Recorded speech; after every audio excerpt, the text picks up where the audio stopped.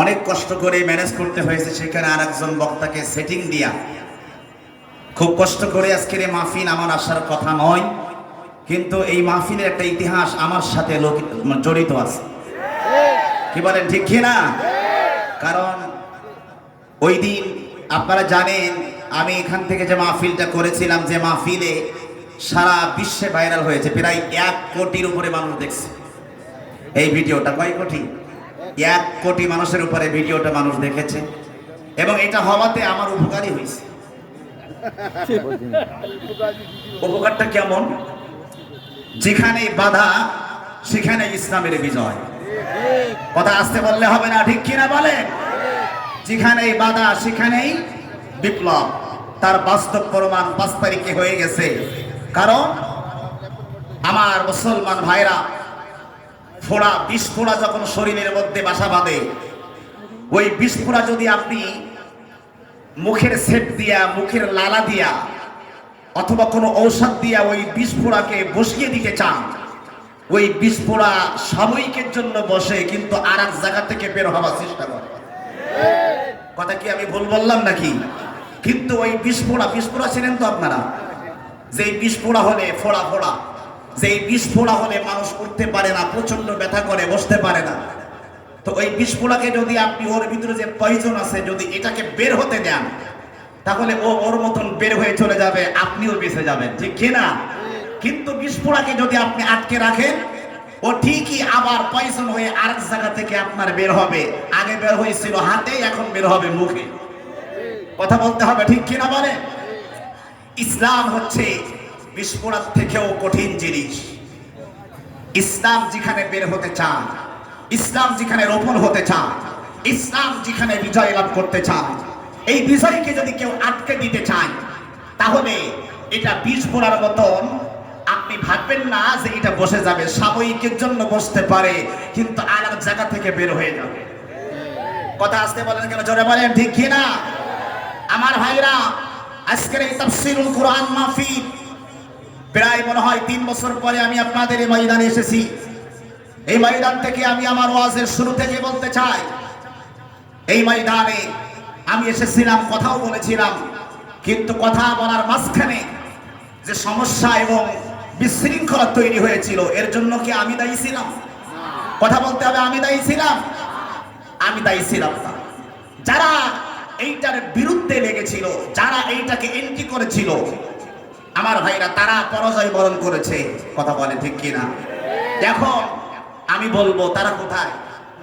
কথা বলেন, সেই শক্তি এখন কোথায়? সেই শক্তি এখন কোথায় পালিয়ে গেছে? ক্ষমতার জ্বর চিরজীবন থাকে না, শরীরের জ্বর চিরজীবন থাকে না, চোখের পাওয়ার সারা জীবন থাকে না, টাকার জ্বর সারা জীবন থাকে না। ইসলামের বিজয় হবে, এটা প্রত্যেক দিন সকালে যেমন সূর্য ওঠে, এটা যেমন সত্য কথা, আবার সন্ধ্যা হলে সূর্য যেমন অস্ত যায়, এটা যেমন সত্য কথা। ইসলামের বিজয় হবে, এটাও তেমন সত্য কথা। কথা বলে, পৃথিবীর কোন শক্তি সেই আগ্রাসনকে কখনো বিরাম করতে পারবে না। সম্মানিত উপস্থিতি, আজকের এই মাহফিলে আপনারা এসেছেন, আপনারা কোরআনুল কারীম শোনার জন্য এসেছেন। জোরে বলো, কি শুনতে আসছেন? আর হাত তুলে বলবেন, কি শুনতে আসছেন? কোরআন শুনতে আসছেন। আপনারা কোরআনুল কারীমকে ভালোবাসেন, সেই ভালোবাসার একটা বহিঃপ্রকাশ শুরুতে আমি দেখতে চাই। যারা যারা কোরআনুল কারীমকে ভালোবাসেন, 2টা হাত এভাবে উঁচু করে দেন। সকলে আকাশ বাতাস মুখরিত করে, চিৎকার করে, হৃদয়ের সবটুকু ভালোবাসা উজাড় করে, রাতের নিস্তব্ধতা ভঙ্গ করে, সিংহের মতন গর্জন করে, মর্দে মুজাহিদের মতন ঈমানি চেতনা নিয়ে, কোরআনের চেতনা নিয়ে, মদিনা বানানোর চেতনা নিয়ে উচ্চস্বরে বলুন, লিল্লাহি তাকবীর, লিল্লাহি তাকবীর। আল কোরআনের আলো, আল হাদিসের আলো কোথায় জানাবেন? ঘরে ঘরে অনেকে বলতেছেন কেন? আল কোরআনের আলো সংসদে জানো, ইসলাম আছে যেখানে, আলেম ওলামা যেখানে, নাস্তিকেরা যেখানে। হাত তুলে দেখান, নাইলে মনে করবো আপনারা নাস্তিকদের সাথে আছেন। 2টা হাত খাড়া করে দেন, বলেন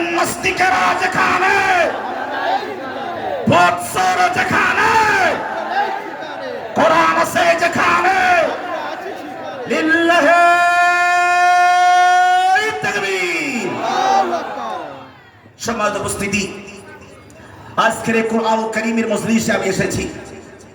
এই কোরআন কারীমের মজলিস দুনিয়ার কোনো সাধারণ মজলিস নয়। আমি আজকের আলোচনার একটা টপিক নিয়েছি। সেই টপিকটা হলো উম্মত তার আসল দায়িত্ব যখন ভুলে যায় পৃথিবীর অবস্থা তখন কেমন হয়। আমি আবারও বলছি, আলোচনার বিষয়টা উম্মত তার আসল মিশন, আসল দায়িত্ব যখন ভুলে যায় পৃথিবীর অবস্থা তখন কেমন হয়। কথা কি আমার কথা বুঝতে পারতেছেন সবাই? আমাদেরকে আল্লাহ পাক পৃথিবীতে পাঠাইছেন, আমরা শেষ নবীর উম্মত হয়ে পৃথিবীতে এসেছি। এটা কি আমরা চেয়েছিলাম না আল্লাহ পাক আমাদের দিয়েছেন? আল্লাহ পাক আমাদের দিয়েছেন।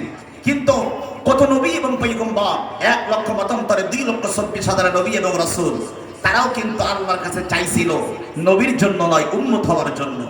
সুবহানাল্লাহ বলেন। আর আমরা মেঘ না চাইতেই বৃষ্টি, এজন্য আমাদের ইসলামের প্রতি দরদটা একটু কম। মানে না চাইতে শেষ নবীর উম্মত আমরা হতে পেরেছি। আর ঈসা নবী আল্লাহর কাছে আর্গুমেন্ট করেছেন, কোন নবীর দোয়া আল্লাহ কবুল করেন নাই, আমাদের ঈসা নবীর দোয়া আল্লাহ কবুল করেছেন। সুবহানাল্লাহ বলেন। আবার কবুল করেছেন, কবুল করার কারণে ঈসা নবী আবার আসবেন, নবী হয়ে না উম্মত হয়ে? কথা আসতে বলবেন না, জোরে বলেন কি হয়ে? উম্মত হয়ে আবার ঈসা নবী আসবেন এবং এই পৃথিবীতে ইসলাম প্রচার করবেন। ইসলামের বিজয় তখন হবে। আমার রাসূল পাকের রওজা মুবারকের পাশে ঈসা রুহুল্লাহর মাজার দেওয়া রয়েছে, জায়গা করা রয়েছে। ডাইনে আবু বকর সিদ্দিক রাদিয়াল্লাহু আনহু, বামে হচ্ছে হযরতে ওমর। আর রাসূল পাকের পাশে আরেকটি কবরের জায়গা করা আছে, যেখানে ঈসা নবীর কবর হবে। জোরে বলুন সুবহানাল্লাহ। ঈসা নবী আমার নবীর পাশে ঘুমাবেন, নবী হিসাবে না উম্মত হিসাবে? তাহলে ঈসা নবী চাই নাই উম্মত, নবী হতে চেয়েছিল উম্মত হতে। আর আমরা চাই নাই উম্মত হতে, আল্লাহ পাক না চাইতেই আমাদেরকে উম্মত বানিয়েছেন। কথা কি ঠিক না বেঠি? তাহলে এই জন্য কি একবার উচ্চ স্বরে বলা যাবে আলহামদুলিল্লাহ? সেই উম্মত যে আল্লাহ পাক আপনাকে আমাকে বানালেন, তাহলে আমাদের একটা দায়িত্ব আছে না নাই? আছে না নাই? আছে। চেয়ারম্যান হওয়ার পরে চেয়ারম্যানের দায়িত্ব কি? এলাকার মানুষের বিরুদ্ধে মিথ্যা মামলা দেওয়া। চেয়ারম্যান হওয়ার পরে চেয়ারম্যানের দায়িত্ব কি? এলাকার মানুষের বৃদ্ধ ভাতার কাঠ, এলাকার মানুষের প্রতিবন্ধী ভাতার কাঠ মেরে খাওয়া। এটা কি চেয়ারম্যানের দায়িত্ব? না। চেয়ারম্যান যখন তার আসল দায়িত্ব ভুলে যাবে, যখন তার আসল চরিত্র ভুলে যাবে, তখন এই মানুষের অন্তর থেকে ছুটে যাবে। কথা বলে ঠিক কি না? আজকে আমরা ফিলিস্তিনের জন্য দোয়া করছি, আল্লাহ আমাদের দোয়া কবুল করে না। কথা বলেন না কেন? আমাদের দোয়া কি করে না? কবুল করে না। গোটা পৃথিবীতে এমন কোন জায়গা নাই যেখানে মুসলমানরা ফিলিস্তিনের জন্য দোয়া করছে না, চোখের পানি ছাড়ছে না। কিন্তু আল্লাহ পাক কোন উম্মতের দোয়া কবুল করছে না। যদি কবুল করত, ফিলিস্তিনের জুলুম অত্যাচার এতদিন বন্ধ হতো। কথা আসতে পারেন কেন? জোরে বলেন। তার অর্থ কি? এখন প্রশ্ন আপনাদের কাছে, এত কান্না, এত আলেম, এত পীর, এত হাফেজ, এত কারি, এত মাওলানা, কারো দোয়া কবুল হচ্ছে না কেন? কারণ একটাই, উম্মত তার আসল দায়িত্ব ভুলে গেছে। কথা বলেন। উম্মত তার আসল দায়িত্ব, আসল দায়িত্ব, সে আসল দায়িত্ব কি? পয়েন্ট নিয়েছি আমি 60টা দায়িত্ব যখন উম্মত ভুলে যাবে, তখন এই জাতির উপর দোয়া আল্লাহর দরবারে কবুল হবে না। কয়টা দায়িত্ব? সবাই হাত তুলে বলবেন কয়টা দায়িত্ব? 60টা দায়িত্ব যখন ভুলে যাবে। নাম্বার 1, আল্লাহ পাক আমাদেরকে যে ভীষণ এবং মিশন নিয়ে পাঠিয়েছেন, কোরআনুল কারীম আল্লাহ বলছে, তা'মুরুনা বিল মা'রুফি ওয়া তানহাউনা 'আনিল মুনকারি ওয়া তু'মিনুনা বিল্লাহ।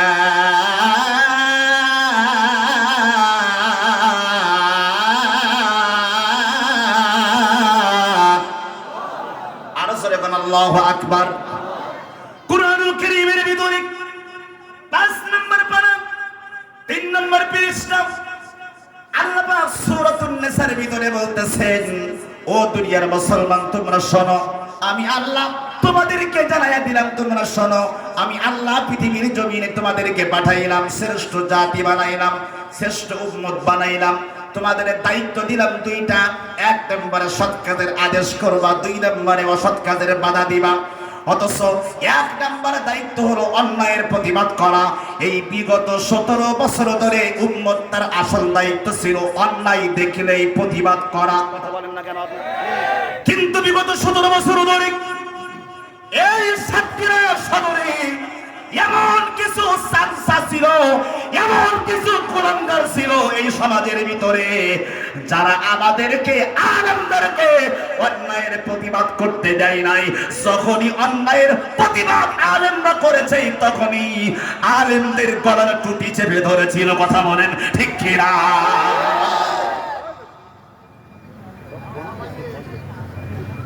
উম্মতের আসল দায়িত্ব ভুলে গেছে। আল্লাহ বললেন, হে দুনিয়ার মুসলমান তোমরা শোনো, গোটা পৃথিবীর জমিনে তোমরা যখন এই আসল দায়িত্বটা যখন তোমরা ভুলে যাবে, অমান্য করবে, আর যখন তোমরা অস্বীকার করবে, পৃথিবীর কোথাও যদি তোমরা সমাধান না পাও, আমি আল্লাহ পাক রব্বুল আলামিন বলে দিলাম কুরআনুল কারীমের ভিতরে, সেই সময় অন্যায়ের প্রতিবাদ অনেকে করেছেন, করেন নাই, সৎ কাজের আদেশ দিয়েছেন, আবার দেন নাই। কিন্তু আমার ভাইরা, আজকের গোটা পৃথিবীর জমিনে, বিশেষ করে বাংলাদেশের জমিনে এই অন্যায়ের প্রতিবাদ না করতে পারার কারণে আমাদের সময় লেগেছে 17 বছর। জোরে কোন কত বছর? 17 বছর সময় লেগেছে। সেই প্রতিবাদ 17 বছর পরে করেছি। এইটা যদি 17 বছর আগেই করতাম, তাহলে আমাদের আল্লামা সাঈদীকে হারানো লাগতো না। আল্লামা সাঈদীকে হারানো লাগতো না। সম্মানিত উপস্থিতি আমার ভাইরা, এই তাফসীর মাহফিলের যিনি জনাব কোরআনের ফাকিহ আল্লামা সাঈদীকে এই মঞ্চে, এই রেওয়ারি বাজারের মঞ্চে আল্লামা সাঈদীকে ফিরিয়ে দাও, এ কথা বলার কারণে আমার নামে মামলা পর্যন্ত হয়েছে। আমার ভাইরা, এই মামলা ডিসমিস করার জন্য আপনাদের বাড়ির পাশে লতিফকির, কথা বলেন না কেন আপনারা, আমার কাছে 3 লাখ টাকা চাইছে। কয় লাখ? আসতে পান কেন? ভয় পান নাকি আপনারা? এরা হাত করে কথা বলে, ভয় পান নাকি আপনারা? যারা আলেমদেরকে লাঞ্ছিত করে, আলেমদেরকে অপমানিত করে, আলেমদেরকে কোরআনের মঞ্চে কথা বলতে দেয় না, এই লতিফকির আমাকে কুত্তার বাচ্চা বলে গালি দিয়েছিল, এই লতিফকির আমাকে হারামজাদা বলে গালি দিয়েছিল। আজকে বলতে চাই, কোথায় তারা? স্টেজে আসো, জিব্বা টেনে ফিরে ফেরা হবে।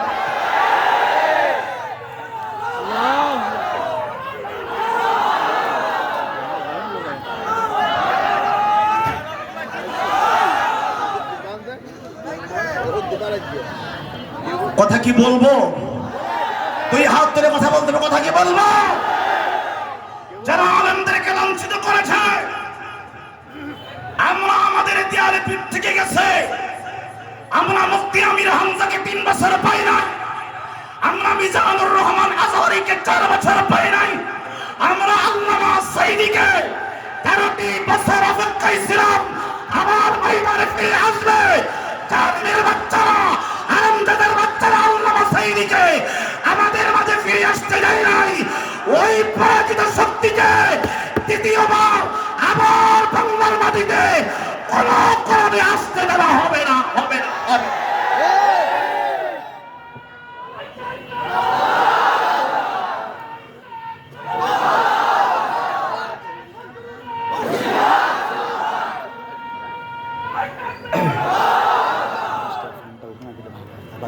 ফ্যানটা ওই জায়গায় দিবি, ফ্যানটা এখানে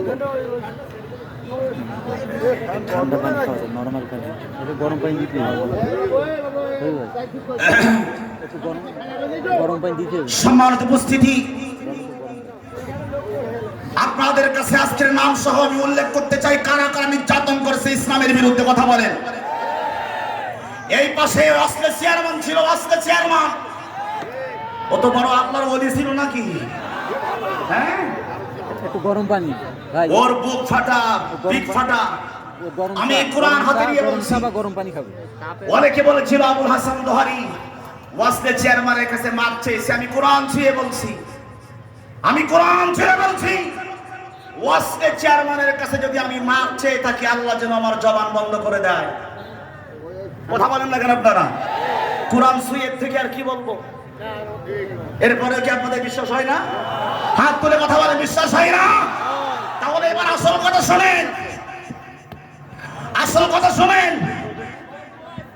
আমি আপনাদেরকে ক্লিয়ার করে বলতে চাই, আমরা কখনো আলেমরা কোনোদিন কারো কাছে মাথা নত করে নাই। আমাদের নবী এই শিক্ষা আমাদেরকে দেয় নাই, আমার ইসলাম আমাদেরকে এই শিক্ষা দেয় নাই।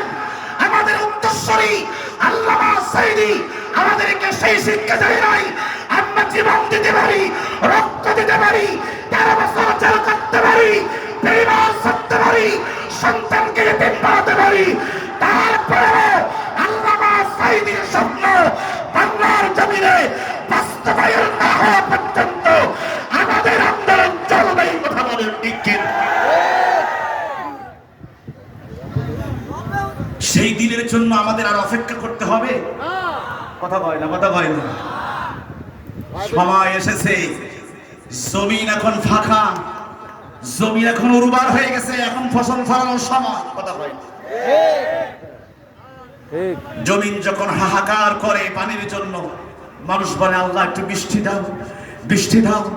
যেই আল্লাহ আসমান থেকে বৃষ্টি দেয়, মানুষ তখন লাঙ্গল নিয়ে গরু নিয়ে ময়দানে নেমে পড়ে। কথা কি হাসা না মিছা?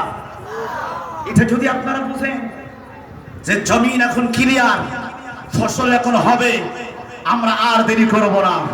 এখন আপনাদের কাছে বলতে চাই, ইসলামের বিরুদ্ধে বাধা দেওয়ার এখন কি এমন কেউ আছে? আছে, আছে, এখনো বাধা দেওয়ার আছে। গত 2 দিন আগে আপনারা দেখেন নাই?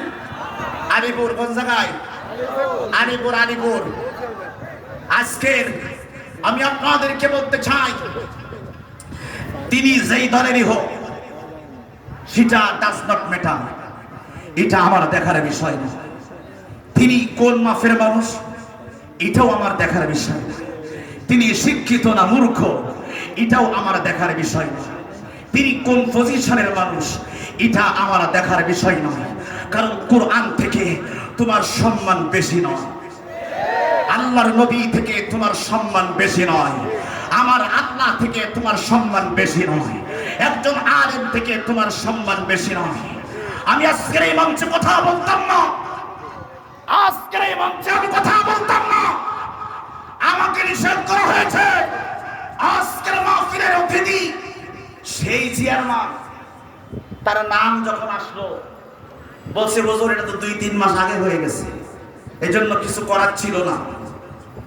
কিন্তু আমার মুসলমান ভাইরা, ইসলামের বিরুদ্ধে যারা অবস্থান একবার নেয়, কোরআনের বিরুদ্ধে যারা অবস্থান নেয়, একজন আলেমকে স্টেজে ডাইরেক্ট যারা অপমান করে, গালি দেয়, নামিয়ে দেয়, মেরে ফেলার হুমকি দেয়, আমার বোন বলতেছে সাতক্ষীরার মানুষ, আমরা যদি আবার জাগরণ না হয়, আমরা যদি আবার প্রতিবাদের ঝড় না তুলি, আমি খালি অপেক্ষায় ছিলাম ওই দিন যদি আমি স্টেজে থাকতাম, ওর খবর ছিল।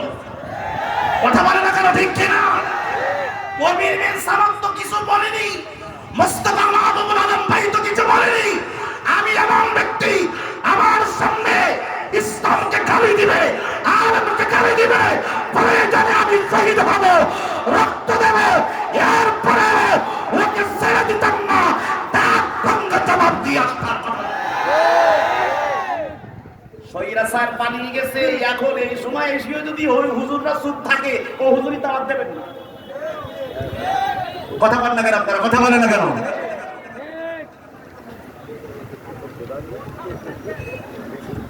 সম্মানিত উপস্থিতি, তাহলে উম্মতের আসল মিশন কি? আল্লাহ পাক জানাচ্ছেন, যখন তোমরা কোথাও সমাধান খুঁজে না পাও, কোথাও যদি সমাধান খুঁজে না পাও, সর্বশেষ তোমরা আমার আল্লাহ, আমি আল্লাহ এবং রাসূলের কাছে ফিরে যাও। সুবহানাল্লাহ। আল্লাহ কোরআন কারীমে 5 নম্বর পারা 6 নম্বর পৃষ্ঠা বলছে,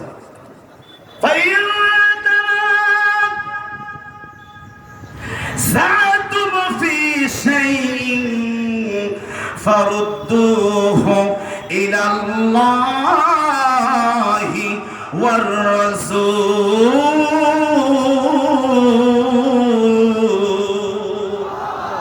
আল্লাহ পাক রব্বুল আলামিন ডাক দিয়ে বলেন, এ পৃথিবীর মুসলমান শোনো, আমি আল্লাহ তোমাদেরকে জানিয়ে দিলাম, যখন কোন বিষয়ের সমাধান তোমরা পাবে না, তোমরা কোন দিকে যাবে, কাকে মানবে, কাকে নেতা মানবে, কাকে ভোট দিবে, কাকে মানলে তোমাদের শান্তি আসবে, সমাধান যদি খুঁজে না পাও, কুরআন কারীমের 5 নম্বর পারা 6 নম্বর পৃষ্ঠায় আল্লাহ বললেন, তোমরা আমি আল্লাহ এবং আমার রাসূলের কাছে ফিরে যাও। আর যদি তোমরা ফিরে না যাও, ডাইরেক্ট তোমরা যদি অস্বীকার করো, আমি আল্লাহ তোমাদেরকে 3টা লক্ষণ দিলাম। এই দীর্ঘ 17 বছর ধরে এই কথাগুলি আমরা বলতে পারি নাই। 3টা আয়াত, 3টা শব্দের ওয়াজ 17 বছরে করতে পারি নাই। আজকে বলবো যে আয়াতগুলি বলতে পারি নাই, অনেক মনে ক্ষোভ ছিল।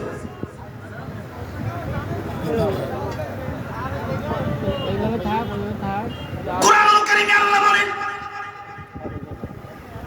6 নম্বর পারা 16 নম্বর পৃষ্ঠা, 6 নম্বর পারা 17 নম্বর পৃষ্ঠার মধ্যে আমার আল্লাহ 3টা আয়াত দিয়েছেন। হাত তুলে বলবেন কয়টা আয়াত? 3টা আয়াত আমার আল্লাহ দিয়েছেন। 1 নম্বরে ইসলামকে যারা জবানে মানে কিন্তু অন্তরে মানে না, অথবা অন্তরে মানে জবানে যারা মানে না, এদের সম্পর্কে আল্লাহ বললেন এই মুখে মানে অন্তরে মানে না, অথবা অন্তরে মানে মুখে মানে না, এইরকম কাজ বেশিরভাগ করে রাজনৈতিক নেতারা। কথা বল না কেন? কারা করে? কারা? রাজনৈতিক নেতারা। তারাই বেশিরভাগ বলে রাজনীতির সাথে ইসলামকে একসাথে করবেন না, 2টা আলাদা রাখেন। কথা কয় না? কি বলে? 2টা আলাদা রাখেন, এর সাথে এর মিলায়েন না। আমি কই কেন মিলাবো না? কয় রাজনীতির জায়গায় রাজনীতি থাক, ইসলামের জায়গায় ইসলাম থাক। আর আমাদের কি বলতে হুজুর, ওই যে মন্টু ভাইকে শিখাই দিয়েছিল ওই বছর। কথা কয় না? ঠিক। মন্টু ভাইকে শিখাই দিয়েছিল, হুজুর আপনি লাহাবের তাফসীর করেন, মনে আছে আপনাদের? এই আমি জানি এটা মন্টু ভাইয়ের কথা না, তাকে কেউ শিখিয়ে দিয়েছে। কথা বল না কেন? তাকে চাপ দিয়েছে। মন্টু ভাই আসলে খুব মহব্বত করে আলেমদেরকে। আমার বন্ধুরা, ওই সময় আমার ভাইরা এই 17 বছর ধরে এই 3টা শব্দের ব্যাখ্যা যেখানেই বলেছি বাধা পেয়েছি। এই বছর রাজশাহী মাহফিলে এক বিএনপির নেতা,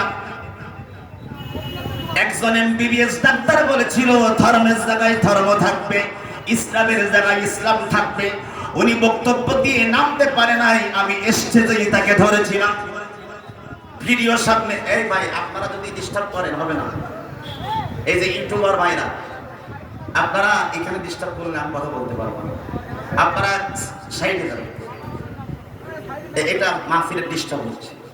অনুরোধ করছি আপনাদেরকে, আপনার কথা বলবেন। আমি একটা লাইনে কথা বলতেছি, আমার লাইন চোখ হয়ে যাবে। কথা শুনতেছেন আমার কথা? একটা হাত তুলে কথা বলে, কথা শুনতেছেন? কি বলতেছেন আমার ভাইয়েরা?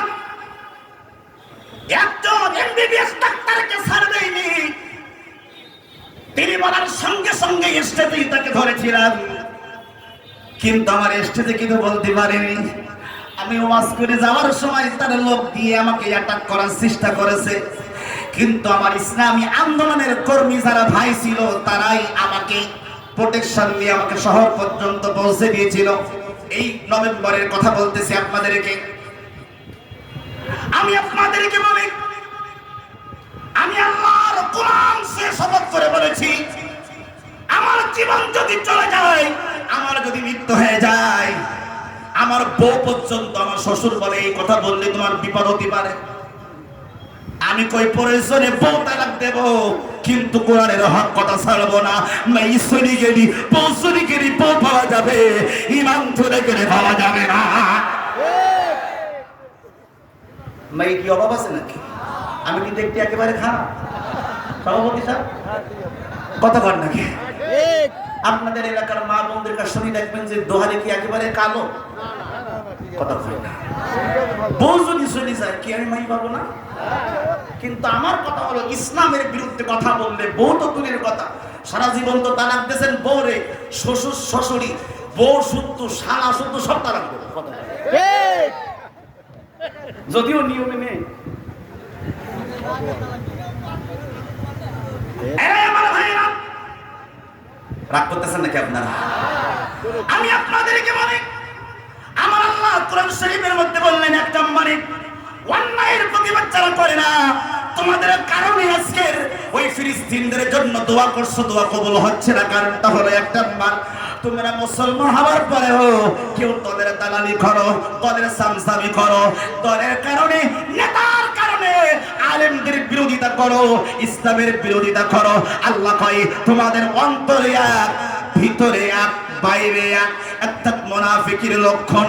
আল্লাহ কয় এইরকম যারা করে, অন্তরে যারা ইসলামকে পছন্দ করে না, এমন আল্লাহ আমাদেরকে তিনটা লক্ষণ দিয়েছেন। আমার ভাইরা আল্লাহ বলেন, আমার ভাইরা আল্লাহ ইয়াহকুম বিমা আনজালাল্লাহু ফাউলাইকা হুমুল কাফিরুন। তার হাত ধরে বলতে আল্লাহু আকবার। আমার ভাইরা, আমি একটু গরম কথা বলি বেশি, আমার পরে মোটামুটি খুব গরম না খুব নরম না আব্দুল্লাহ আলামিন ভাই আসতেছেন, প্রধান আলোচক। আজকে যিনি প্রধান আলোচক আব্দুল্লাহ আলামিন ভাই, কারি আব্দুল্লাহ আলামিন, আন্তর্জাতিক খ্যাতিসম্পন্ন বক্তা, আল্লামা দেলোয়ার হোসেন সাঈদীর কণ্ঠে যিনি ওয়াজ করেন, আলহামদুলিল্লাহ বলেন। আমিও যদি সুযোগ পাই আপনাদেরকে আল্লামা সাঈদীর কণ্ঠে শুধু না, 10 জন বক্তার টপ কোয়ালিটির বক্তার কণ্ঠে শোনাই যাবে ইনশাআল্লাহ। এবার কথা শুনেন, কি বলতেছিলাম? আল্লাহ তিনটা কথা বলেছে। এক নম্বরে আল্লাহ বললেন ইসলামকে যেন অন্তরে মানে, মুখে মানে না। এক নম্বরে ওরা কাফের, হাত তুলে বলে ওরা কি কাফের, হাত তুলে বলে ওরা কি, ওরা কাফের। দুই নম্বরে ওয়ামান লাম ইয়াহকুম বিমা আনজালাল্লাহু ফাউলাইকা হুমুল ফাসিকুন। আর দুই নম্বরে যারা ইসলামকে অন্তরে মানে কিন্তু মুখে মানে না, অথবা মুখে মানে অন্তরে মানে না, দুই নম্বরে হলো ওরা ফাসিক। তিন নম্বরে ওয়ামান লাম ইয়াহকুম বিমা আনজালাল্লাহু ফাউলাইকা হুমুজ জালিমুন। আর তিন নম্বর ইসলামকে যারা অন্তরে মানে মুখে মানে না, অথবা মুখে মানে অন্তরে মানে না, মানে স্বীকার করে না, মানতে চায় না, কাজ করে না, আল্লাহ তিন নম্বরে বললেন ওরা জালেম। তাহলে ইসলামকে মনে এবং প্রাণে, মুখে এবং কাজে যদি আপনি না মানেন, আল্লাহ আপনাকে তিনটা লক্ষণ দিয়েছেন। বলেন এক নম্বরে কাফের, করে এক নম্বরে কাফের, এভাবে এক নম্বরে কাফের। জোরে কোন যারা বলবেন না তারা কিন্তু ওই দলে যাবেন। জোরে কোন, এক নম্বরে কাফের, দুই নম্বরে, তিন নম্বরে জালেম। এক নম্বরে জালেম, দুই নম্বরে ফাসিক, তিন নম্বরে কাফের। এইবার পর্যন্ত দেখি যে আফা পালাই গেছে ভারতে, ওই আফার মধ্যে এই তিনটা গুণ আছে না? হাত তুলে কথা কয় না, আছে না? আমার মনে হয় 3 দিন আমার মধ্যে 5টা আছে। আল্লামা মামুনুল হকের কাছে প্রশ্ন করা হচ্ছে, একজন সাংবাদিক প্রশ্ন করতেছেন যে হুজুর আপনার কাছে একটা প্রশ্ন, শেখ হাসিনা সম্পর্কে আপনার মন্তব্য কি? এক কথাই বলতে হবে। কয় কথা? খুব প্রশ্নটা কঠিন না? কথা বলেন না আপনারা? এক কথাই বলা যায় না? বলতেছে কোনো ব্যাখ্যা দেওয়া যাবে না, কোনো তাফসীর করা যাবে না, কোনো বিশ্লেষণ করা যাবে না, এক কথাই মন্তব্য করতে হবে যে শেখ হাসিনা কেমন। মামুনুল হক তো নাম শুনছেন না আপনারা? আল্লামা মামুনুল হক, শাইখুল হাদিস, ইবনে শাইখুল হাদিস, উনি তখন ডাক দিয়ে বলতেছেন, আপনি যেহেতু বলেছেন আমাকে এক কথাই বলার জন্য, তাহলে শুনে, গোটা পৃথিবীর সব কাফের, বেঈমান, জালিম যারা আছে, ওদের সবাইকে যদি বিলিন্ডারের মধ্যে দিয়ে একসাথে জুস বানান, একটা হাসিনা। আপনারা বোঝেননি মনে হয় আমার কথা। বিলিন্ডার ছিলেন যাতে পেঁয়াজ, রসুন, আদা বাটে। কথা কয় না, কথা কয় না। গোটা পৃথিবীর সব জালিম, কাফের, বেঈমান, ফুটটা, ফাসিক সবাইকে যদি ওই গ্রিন্ডারের মধ্যে একসাথে দেন, দিয়ে যদি জুস বানান, জুস বানালে যা হবে একটা হাসিনা তাই। কথা কি হাসান মিছা? কত সুন্দর এক কথার উত্তর দেন দেখেছেন, কোন ব্যাখ্যা নেই। এবার কান খাড়া করে শুনুন আমার ভাইয়েরা, এই ওয়াজ করার কারণে আমি যেই নামগুলি বললাম বললাম এই নাম বলার কারণে কিছু লোকের মনে মনে বলতেছে হুজুরকে নিয়ে আসলাম তাফসীর করতে, এখন হুজুর দেখি অমুক লোকের গীবত গায়, অমুক লোকের গীবত করে। আমি বললাম আমার আল্লাহ যদি গীবত করে আমার করতে আপত্তি কোথায়? কথা বল না কেন আপনি? নাম করে বলতে হবে কেন? শোনেন আমার ভাইরা, অনেকে বলে হুজুর নাম ধরা যাবে না, আমি বলবো নাম ধরা ফরজ। কথা পাই না, কথা পাই না। নাম ধরা কি? ফরজ। হাত তুলে বলবেন নাম ধরা কি? নাম ধরা ফরজ। আপনি যদি গোটা কোরআন শরীফ খুলে দেন, কোরআন শরীফের ভিতরে আল্লাহ সূরা লাহব দিয়েছেন। আল্লাহ আবু লাহাবের বিপক্ষে বলেছেন, পক্ষে বলেন নাই। আল্লাহ ফেরাউনের কথা বলেছেন, নমরুদের কথা বলেছেন, হামাদের কথা বলেছেন, সাদ্দাদের কথা বলেছেন, আদ জাতির কথা বলেছেন, সামুদ জাতির কথা বলেছেন। আল্লাহ যত কাফের বেঈমান পৃথিবীর জমিনে ছিল ওদের কথা কোরআন শরীফের মধ্যে আছে না নাই? আছে। কারণ হাত তুলে কথা বলে আছে না না? আচ্ছা আল্লাহ কি ওখানে নাম বলেনি? কথা কয় না, কথা কয় না। আচ্ছা ফিরাউনের নাম কোরআন শরীফে আছে, আল্লাহ কি ফিরাউনের জন্য দোয়া করিস না? ওর প্রশংসা করছে? করে নাই। আল্লাহ ওর নাম ধরে ধরে গোটা জাতিকে ক্লিয়ার করেছেন, এই বান্দা শোন, ফিরাউনের মতন চরিত্র যেন তোদের না হয়, হামানের মতন চরিত্র যেন তোদের না হয়, আবু লাহাবের মতন চরিত্র তোদের যেন না হয়, সামুদ জাতির মতন চরিত্র তোদের যেন না হয়, বনি ইসরাঈলের মতন যেন তোমাদের চরিত্র না হয়। আল্লাহ গোটা পৃথিবীর কাফের ফুজ্জার বেঈমানদের নাম ধরে ধরে আল্লাহ গোটা জাতিকে সতর্ক করেছেন। কেন? সব হওয়া যাবে, এদের মতন হওয়া যাবে না। আল্লাহ গোটা কোরআনে তার ব্যাখ্যা করেছেন। হাত তুলে কথা বলেন ঠিক কি না? এখন আল্লাহ যদি ওদের নাম ধরে জাতিকে ক্লিয়ার করতে পারে, আমি করলে আপনার জ্বলে কে? কথা কই না, কথা কই না। আমি করলে আপনার জ্বলে কেন?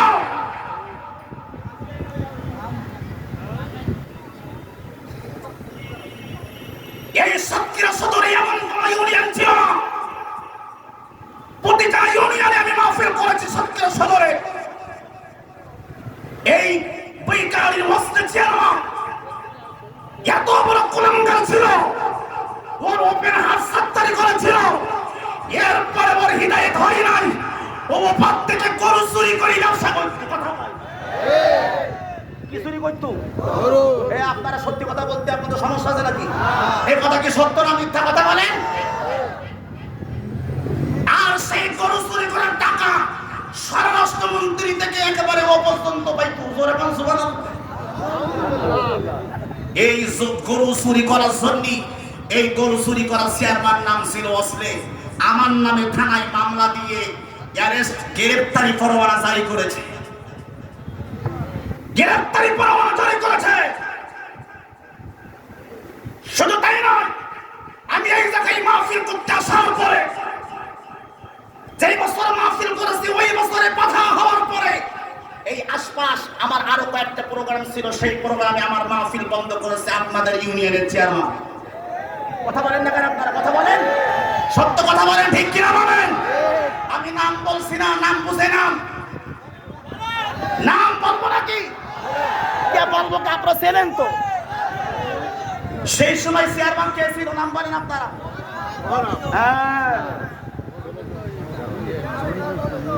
সেই সময় আমাকে ফোন দিয়ে আমি তাকে বলেছি, চেয়ারম্যান সাহেব আমার মাহফিল কেন বন্ধ? আমি তো আলেমদের পক্ষে কথা বলি, কোরআনের পক্ষে কথা বলি। বলছে আপনার মতন আলেমকে কোরআন সাহেব মেরে দেওয়া উচিত। ভাই আপনার মতন আলেম আপনি যদি আসেন গ্রেফতার হবে, আর আপনার মতন আলেমদেরকে কোরআন সাহেব মেরে দেওয়া উচিত। ওই দিন আমি ওই চেয়ারম্যানকে, আপনাদের ইউনিয়নের চেয়ারম্যানকে বলেছিলাম, এমন একটি সময় আসবে মনে রাখেন, এই আবুল হাসান দোহাই আপনার ডাকের ঢোকায় কথা বলবে, আপনি কিচ্ছু করতে পারবেন না। আজকে কোন জায়গায় তুই আয় কথা বলা লাগে, ওটাই কেন বলে? আল কোরআনের আলো ঘরে ঘরে চালো, লড়াই থাকবে। আমার মুসলমান ভাইরা, আমি আপনাদেরকে বলছি, এজন্য বলি, কথা আমার ক্রিয়া। আমি এই এলাকায় আবার আসবো কিনা জানি না, আবার আসতে পারবো কিনা সেটাও জানি না। ওই চিন্তা করলে এই কথা যদি বলতাম না। কথা বলেন, যে তিন পীর সাহেবের নাম বলেছি, কথা বলে। 1 নম্বরে কে? এই দেখেন নম্বরে দেখিছে এখনো ভয় পায়। নাম বলেন। আব্দুল লতিফ। 2 নম্বরে ওসলে। এই 2 নম্বরে ওসলে। 3 নম্বরে মফিজুল। এই 3 আল্লাহর ওলি, এরা ডাইরেক্ট ইসলামের বিদ্বেষী। এদের ঈমান নাই, কথা বলতে হবে ঠিক কি না? এদের কি নাই? ঈমান নাই। নতুন করে আবার নাজমুল হয়ে এটিএম নাজমুল হুদার কাছে এসে কালেমা পড়ি মুসলমান হওয়া লাগবে। এদের ঈমান না।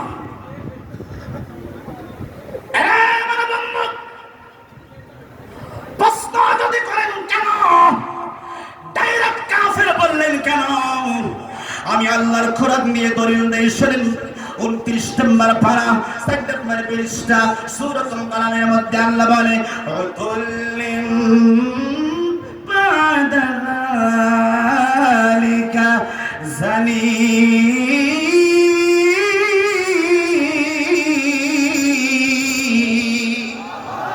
আমার আল্লাহ ডাক দিয়ে বলতেছেন কোরআনের বিরোধিতা যারা করবে, ইসলামের বিরোধিতা যারা করবে, রাসূলের বিরোধিতা যারা করবে, আলেমদের বিরোধিতা যারা করবে, আমার আল্লাহ কয় ওরা বিত্ত পরিচয়হীন অবৈধ সন্তান কথাকার। আর কোরআনকে যারা অস্বীকার করবে তারা কাফের, তারা জালিম, তারা ফাসিক।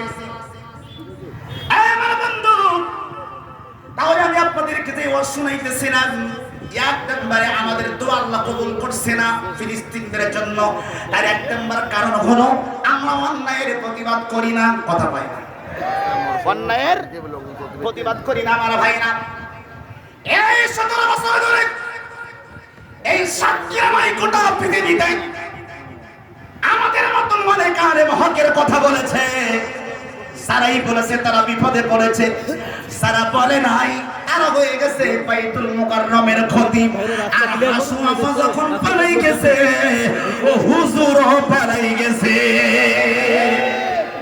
ও হুজুর কি হইছে? ও হুজুরও পালাই চলে গেছে।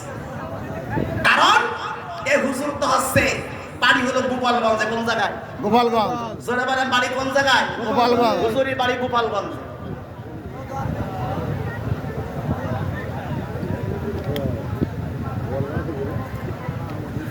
কোন হুজুরি কথা বলতেছি বলেন দিন আপনারা? না, বাইতুল মুকাররমের খতিব, জাতীয় মসজিদের ইমাম। জাতীয় মসজিদের ইমাম। এই কুলাঙ্গার ছিল শেখ হাসিনার দালাল। আরে কথা কয় না, কথা কয় না। অনেকে বলতেছে হুজুর আপনি যে কথাগুলি বলতেছেন আপনি শুনে রাখেন, সারা বাংলাদেশে ইসলামের বিরুদ্ধে আইন হয়েছে, কোরআনের বিরুদ্ধে আইন হয়েছে, সব আলেমরা প্রতিবাদ করেছে, এই বাইতুল মুকাররমের ইমাম প্রতিবাদ করেনি। কথা কয় না, কথা কয় না। এই নীরব ভূমিকা পালন করছে। আল্লাহ কয় এর জন্য তোমাদের দোয়া আমি আল্লাহ কবুল করব না, কারণ তোমরা অন্যায়ের প্রতিবাদ করো। এই জন্য আমার ভাইয়া কাবা শরীফে যখন হামলা হয়েছিল, ওই কাবা শরীফ যখন হামলা করেছিল আব্রাহা বাহিনী, তখন আমার আল্লাহ হেফাজত করার জন্য কাকে পাঠিয়েছিল? কথা বলেন না কেন? কাকে পাঠিয়েছিল? আবাবিল পাখি পাঠিয়েছিল। কিন্তু এখন আমরা এত দোয়া করি, আমাদের দোয়া তো কবুল হয় না। আমার আল্লাহ আবাবিল পাখিও পাঠায় না। কথা কি হাসান আমিসা? আবাবিল পাখিও পাঠাই না, দোয়া কবুল করে না। তার কারণটা হইল কি? এই রাবির বাজারের ভিতরে এখনো পর্যন্ত শেখ হাসিনা চলে যাওয়ার পরে আমরা ভেবেছিলাম বলে ভাই এখন সবকিছু আমাদের হাতে আছে। এখনো পর্যন্ত দেখতেছি আল্লামা আজহারি বলেছিল একদল খাইছে আর একদল খাবার জন্য রেডি হয়ে আছে। এই কথা বলার কারণে আজকের বাংলার জমিনে ওই আলেমরা কথা বলতে পারতেছে না, কারণ হাসিনা চলে যাওয়ার পরে রাস্তায় রাস্তায় টেন্ডার বাজে হয়। সবচেয়ে বাস্তার মিনার টাকা যে খাইতো এখন খাইতো, আগে খাইতো ওই দল, এখন খায় আর এক দল। কথা বল না কেন? এখন খাই আর এক দল। আগে মামলা দিত হাসিনার লোক, আর এখন মামলা দেয় এই দলের লোক। কথা বল না কেন? কি ভূমিকা তারাই রাখতেছে আমার ভাইরা। আমি আপনাদেরকে বলে যাই, এজন্য আমার ভাইরা 2 নম্বরে এই সমাজের ভিতরে আমাদের দোয়া আল্লাহর দরবারে কবুল হচ্ছে না, আমরা তার আসল দায়িত্ব ভুলে গেছি। তার 2 নম্বর কারণ এত গজব কেন আমাদের পরে? তার 2 নম্বর কারণ হইল কি? 1 নম্বর কারণ বুঝতে পেরেছেন? হ্যাঁ 1 নম্বর কি? অন্যায়ের প্রতিবাদ করে না, বলে না, অন্যায়ের প্রতিবাদ করে না। প্রতিবাদ করার জন্য দোয়া কবুল হচ্ছে না ফিলিস্তিনদের জন্য। 2 নম্বরে আমাদের দোয়া কবুল হয় না কেন? আল্লাহ পাক কোরআন শরীফের ভিতরে একটা দলিল দিয়েছেন 5 নম্বর পারা 2 নম্বর পৃষ্ঠার ভিতরে। বলবো আর একটা দলিল দিয়েছেন হাদিসের ভিতরে। আল্লাহর নবী বলেন, এরা তুমি উম্মত, তোমরা শোনো, আমি আল্লাহ তোমাদেরকে জানিয়ে দিলাম, তোমরা শুনে যাও। আমি আল্লাহ তোমাদেরকে বলে দিলাম, তোমরা শোনো। তিরমিজি শরীফের 2378 নম্বর হাদিসের মধ্যে আসছে। আগে কোরআনেরটা বলবো না হাদিসেরটা বলবো? কথা কয় না কোরআন থেকে আগে বলো, শোনেন আমার ভাইরা। 2 নম্বরে আমাদের দোয়া কবুল হয় না, তার 2 নম্বর কারণ হইল 1 নম্বরে কোরআন। ওই কোরআনের মধ্যে আল্লাহ বলছেন, আর রিজালু কাওয়ামুনা আলান নিসা, মহিলাদের পরিচালক হবে পুরুষেরা, অর্থাৎ কোন নারী ক্ষমতায় আসতে পারবে না, কোন নারী ক্ষমতায় আসতে পারবে না। 1 নম্বরে এটা কোরআনের দলিল। 2 নম্বরে দলিল তিরমিজি শরীফের 2378 নম্বর হাদিসের মধ্যে আছে, লা ইউফলিহা কওমুন ওয়াল্লাউ আমরাহুম ইমরাতান তানহাতুল কান। আল্লাহু আকবার। এই হাদিসের কথা বলতে আপত্তি আছে? তানহাতুল কথা বলতে হবে, আপত্তি আছে? তিরমিজির মধ্যে আল্লাহর নবী বলতেন, তোমরা শুনে নাও, সেই জাতি তাদের ক্ষমতায় কোন নারীকে বসাই। হাত তুলে বলেন আরো জোরে। যেই জাতি তার রাষ্ট্রীয় ক্ষমতায় কোন নারীকে বসাই, আল্লাহর নবীজি, তিনের নবীজি রাজা কয় না, যদি কোন ব্যক্তি নারীকে ক্ষমতায়, রাষ্ট্রীয় ক্ষমতায় বসাই, যতদিন পর্যন্ত ওই নারী ওই রাষ্ট্রীয় ক্ষমতায় থাকবে না, ততদিন পর্যন্ত ওই রাষ্ট্রে আসমানের দরজা, বরকতের দরজা আল্লাহ খুলে দেবে না, আল্লাহ দুর্ভিক্ষ দেবে না। তার বাস্তব প্রমাণ এই 5 তারিখে পেয়েছি। হাসিনা পালাই যাওয়ার পরে আমার ভাইরা এবছর অনেক ভালো ধান হয়েছে। কথা কয় না কেন? হ্যাঁ ঠিক। আমি যত জায়গায় ওয়াজ করতে গিয়ে সব জায়গায় বলতেছি গত বছর ধান হয়নি, এবছর আল্লাহ যা ধান দেশে। আমি বলছি ভাইরাস তো চলে গেছে। কথা কি হাসানা মিজা? হাত তুলে কথা কয় না, হাসানা মিজা। আমি কই ভাইরাস তো চলে গেছে, কারণ রাসূলের হাদিস কোনদিন মিথ্যা হতে পারে না, ঠিক কি না? বলবেন হুজুর ওরা ভাইরাস বললেন কেন? বলবো বলেন। রাগ হবে না তো আপনাদের? ওরে ভাইরাস বললেন কেন শুনে যান। এজন্য ভাইরাস বললাম আমার ভাইরা, কারণ এই নারী যতদিন ক্ষমতায় ছিল ওর প্রধান কাজ ছিল একটাই, এই বাংলার জমিন থেকে ইসলামকে এবং আলেমদেরকে ডিলিট করতে হবে, মুছে ফেলতে হবে। তাহলে মুছতে হলে কেমন করে মুছতে হবে? 1 নম্বরে প্রমাণ করেছে মুছার জন্য। বাংলাদেশে 3 কোটি বই তৈরি হয় প্রত্যেক বছরে স্কুল কলেজ মাদ্রাসার জন্য। শেখ হাসিনা এই 3 কোটি বই বাংলাদেশের ছাপাখানায় তৈরি না করে ভারতে ওর স্বামীর কাছে, মানে মোদির কাছে, কথা বলেন, ওর স্বামী কিনা, এই দেখেন আপনাদের লজ্জা করে নাকি? স্বামীর নাম কি? মোদি। ডক্টর ইউনূস বলতেছে, রে মোদি, হাসিনারে ফেরত দে। মোদি কইছে আমি পারবো না, অনেক দিন পরে পাইছি। কথা হয় না, ওই অনেক দিন পরে পাইছি, দিতে পারবো না, তুমি যা করো তাই করো। আমি আপনাদেরকে হাসির খোরাকি দেওয়ার জন্য ইসলাম 3 কোটি বই বাংলাদেশের ছাপাখানায় তৈরি হতো। এই 3 কোটি বই বাংলাদেশের ছাপাখানায় তৈরি না করে ভারতের ছাপাখানায় তৈরি করেছে। তার একটাই কারণ, আমাদের প্রত্যেকটা বইয়ের ভিতরে আমার দিনের নবীর নামে গল্প ছিল। এই গল্পের নাম ছিল শিশু নবী মুহাম্মদ। আমার নবীর নামে যে জীবনী ছিল, গল্প ছিল, মোদির কাছে যখন বই পাড়া দিতেছে গো, আমার নবীর নামের গল্প, শিশু নবী বালক মোহাম্মদ নামে একটা গল্প ছিল। মোদি সেই গল্প বাদ দিয়া ওইখানে শেখ হাসিনার বাপের নাম বাংলার খোকা নামে একটা গল্প দিয়েছে আমার নবীর নাম কেটে। বন্ধু, এইটা করলো হাসিনা। মোদি ভাইয়ের বউ শুনি যা, তুই তো তোর বাপের নামে করলি, মানে আমার শ্বশুরের নামে করলি, আমার নামে তো কিছু করো। কথা কয় না, কথা বল না কেন? ওই তোমার নামে কি করবো?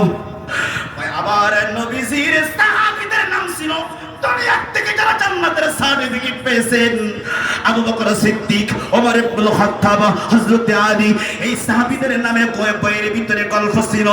সব বইগুলো কেটে বাদ দিয়ে ওই জায়গায় হিন্দুদের মূর্তি পূজার ছবি লাগাইয়া দিছে।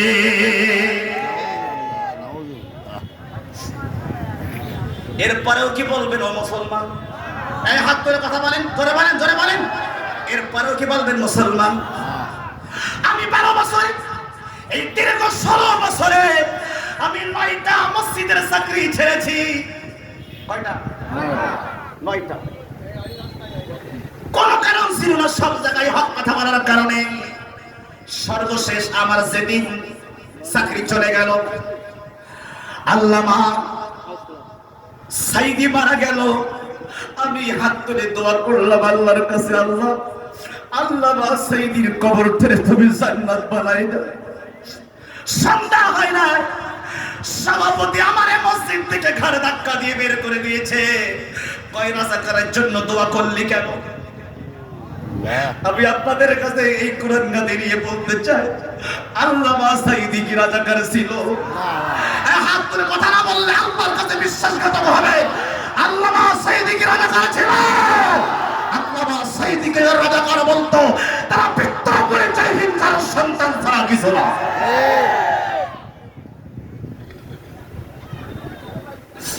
সর্বশেষ এই বছর 15 আগস্টের আগের বছর 15 আগস্টে আমার চাকরি গেল। কারণ একটাই, আমার সভাপতি বলে, হুজুর গো, আপনি দোয়া করবেন বঙ্গবন্ধু শেখ মুজিবুর জাতির পিতার জন্য। আমি দোয়া করলাম 15 আগস্টের দিনে, আল্লাহ, বঙ্গবন্ধু শেখ মুজিবুর রহমানের কবরটারে তুমি জান্নাতের বাগান বানাই দাও। আল্লাহ তার জীবনের গুনাহ খাতাগুলি তুমি মাফ করে দাও। আচ্ছা আপনারা বলেন, এ পর্যন্ত যে আমি দোয়াটা করেছি, এই দোয়াটা কি আমার ভুল হই? না। একটা মানুষ মানুষের জন্য দোয়া চাইতে যায়, আমি দোয়া করছি, দোয়া করতে দেরি হয় নাই, সভাপতি ডাকতে কই, হুজুর আপনার দোয়া হয়নি, আবার গোড়াইতি করে। আমি বললাম কেন গোড়াইতি করবো? কই হুজুর, বঙ্গবন্ধুকে আপনি জাতির পিতা বলেননি। কি বলেননি? জাতির পিতা। এই সভাপতির 300 বাড়ি আছে ঢাকা শহরে। 300 বাড়ি বলতে 300 ঘর ভাড়া দেয়। 300 ঘর আছে, তার ভাড়া দেয়, অনেক টাকার মালিক। এক কথা, আমার কই হুজুর দোয়া হয়নি, আবার কোরআনে দোয়া করেন। আমি বললাম কার জন্য? কই জাতির পিতার জন্য। আমি ডাক দিয়ে বললাম, আমি জাতির পিতা বলতে পারবো না। কই কেন পারবেন না? আমি কই আমার জাতির পিতা ইব্রাহিম নবী ছাড়া আর কাউকে বলতে পারি না। সভাপতি আমারে কয়, আপনি তাহলে দোয়া করবেন না? আমি বললাম হ্যাঁ দোয়া করবো, একটা শর্ত আছে। সুবহানাল্লাহ কয় না? সুবহানাল্লাহ। কয় কি শর্ত? ও হার অ্যান্টিবায়োটিক আজকের বলতেছে কি বললাম? দোয়া করতে হবে। দোয়া করতে হবে। আমি বললাম শর্ত আছে একটা, করতে পারে। কয় কি? আমি বললাম আপনার জাতির পিতা যে বঙ্গবন্ধু শেখ মুজিবুর রহমান, আপনার কাছে দলিল আছে? কয় দলিল পাবো কোন জায়গায়? আমি বললাম আপনার জাতির পিতার দলিল নেই, আমার জাতির পিতার দলিল আমার কাছে আছে। হাত করে বলা যাবে না আল্লাহু আকবার বলে। আমি কয় আপনি যে বঙ্গবন্ধুর জাতির পিতা বলেন, কে কইছে? কয় হাসিনা। আমি কয় হাসিনা কোনো দলিল না, আওয়ামী লীগ কোনো দলিল না। কথা বলে না কেন? ঠিক কি বলেন? আর আমার জাতির পিতা ইব্রাহিম আমার কাছে দলিল আছে। কয় হুজুর বলেন আমি কোরআন দিয়ে বললাম, আমার আল্লাহ 17 নম্বর পারা 20 নম্বর পৃষ্ঠার ভিতরে বলেন, আমার আল্লাহ বলেন মিল্লাতা আবিকুম ইব্রাহিম ওয়া সাম্মাকুমুল মুসলিমিন।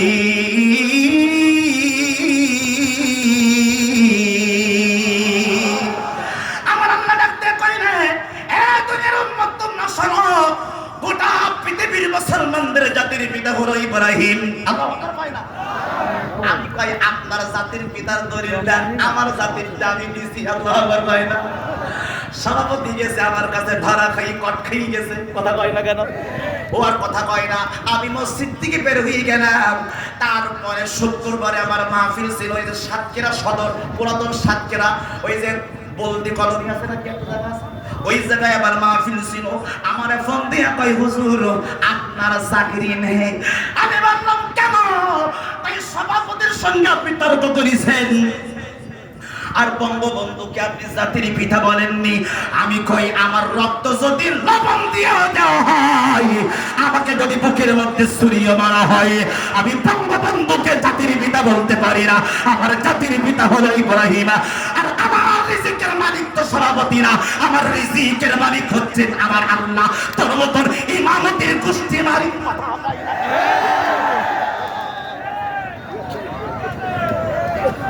আরে শেখ মুজিবুর জাতির পিতা শেখ হাসিনা কয়, আরে কথা না বললে বলবো না। আরে শেখ মুজিবুর জাতির পিতা শেখ হাসিনা কয়, আরে হযরত ইব্রাহিম ছাড়া কেউ জাতির পিতা নয়, ঠিক না?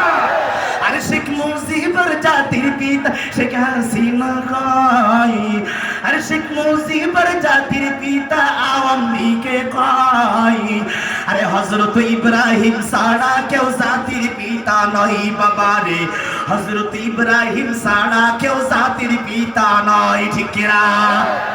আরে তার বাবার মূর্তি মনে মনে, আরে সাই মুমিনের কলিজা ছিঁড়ে, আরে তার বাবার মূর্তি মনে মনে, আরে সাই মুমিনের হৃদয় পুড়ে, আরে বিরোধিতা করলে জায়গা আয়না ঘরে হয়, আরে বিরোধিতা করলে জায়গা আয়না ঘরে হয়। আরে শেখ মুজিবুর জাতির পিতা শেখ হাসিনা কয় বাবা রে, আরে শেখ মুজিবুর জাতির পিতা আওয়ামী লীগে কয়, আরে শেখ মুজিবুর জাতির পিতা যুবলীগে কয়, আরে শেখ মুজিবুর জাতির পিতা ভোটসরেরা কয়, ঠিক না? আরে হযরত ইব্রাহিম ছাড়া কেউ জাতির পিতা নাই বাবা রে, মুসলমানদের জাতির পিতা ইব্রাহিমে হয়। আরে তারা আরে হাসিনা ক্ষমতারি দাপট দিয়ে আরে কত আলেমকে রেখেছিল বন্দি করে, আরে হাসিনা ক্ষমতারি দাপট দিয়ে আরে আল্লামা সাইদিকে রেখেছিল বন্দি করে, আরে ফিরাউনের প্রতিচ্ছবি সবাই তারে কয়, আরে ফিরাউনের প্রতিচ্ছবি সবাই তারে কয়, আর শেখ মুজিবুর জাতির পিতা শেখ হাসিনা কয় বাবা রে, শেখ মুজিবুর জাতির পিতা যুবলীগে কয় বাবা রে, শেখ মুজিবুর জাতির পিতা ভোটসরেরা হয়, আরে মুসলমানদের জাতির পিতা ইব্রাহিমে হয়, আরে মুসলমানদের জাতির পিতা ইব্রাহিম নবী হয়, আরে শেখ মুজিবুর জাতির পিতা মোদি সাসাই খায়। তাই হাত তুলে কথা বলেন, ঠিক কিনা বলেন? এবং জমিনে নবী ইব্রাহিমকে বাদ দিও, মুসলমানদের জাতির পিতাকে বাদ দিও, যারা হযরত ইব্রাহিমকে বাদ দিও, বঙ্গবন্ধুকে যারা জাতির পিতা বলতো, আজকে এই ময়দান থেকে এই হাজার জনতার সামনে থেকে বলতে চাই, আমরা সবাই বলবো, আপনারা উত্তর দিবেন। আমি বলবো জাতির পিতা ইব্রাহিম, আপনারা বলবেন শেখ মুজিবুর ঘোড়ার ডিম। এই কথা বলতে পারবেন? পারবেন? যারা পারবেন তারাই হাত তোলেন দেখি। দেখেন হাত তোলেন, তোলেন। ওই যে হাত তুলেনি, ওই যে হাত তুলেনি, দেখেন, এই দেখেন হাত তুলেনি কিনা দেখেন, বলেন। আমি বলবো জাতির পিতা ইব্রাহিম, এই নাম বলেন না আপনি। খালি ঘোড়ার ডিম বলেছে দেখেছেন? শোনেন, এ কিন্তু দুহারি, এ শিশু বক্তা না, এ বুড়ো বক্তা না।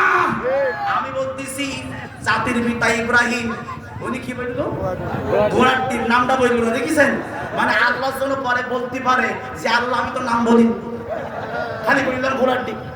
আরে আপনি ক্ষমতা আসলে তো কে ক্ষমতায় বলতে আমলিক ক্ষমতায় আসবে, আমলিক ক্ষমতায় আসলে আবার ঝামেলা। কে আমলিক?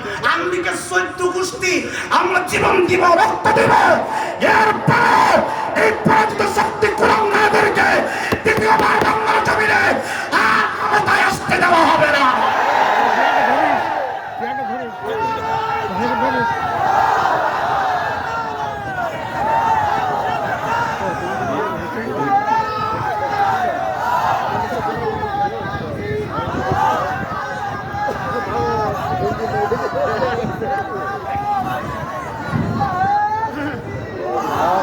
ওই ভাই এখনো ভিতরে কাজ করে। যদি যদির কথা নদীতে ফেলাই দাও, আপনারা হাসা কথা মান না কেন? ঠিক কিনা বলেন?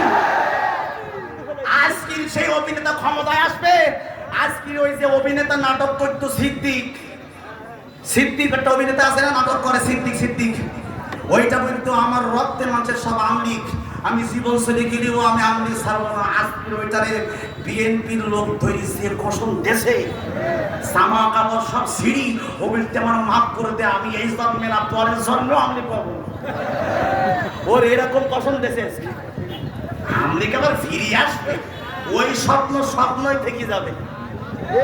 কথা বল না কেন? আপনারা কথা বলেন না কেন? ঠিক কিনা?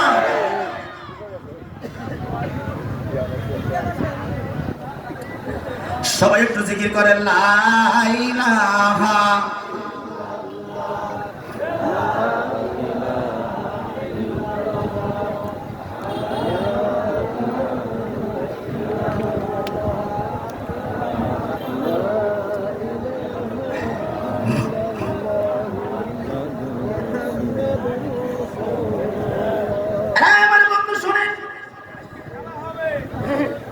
চলবে চলবে, কথা বলা চলবে। আছেন আপনারা, আফজার আছে আপনারা? বন্ধু শুনে যান,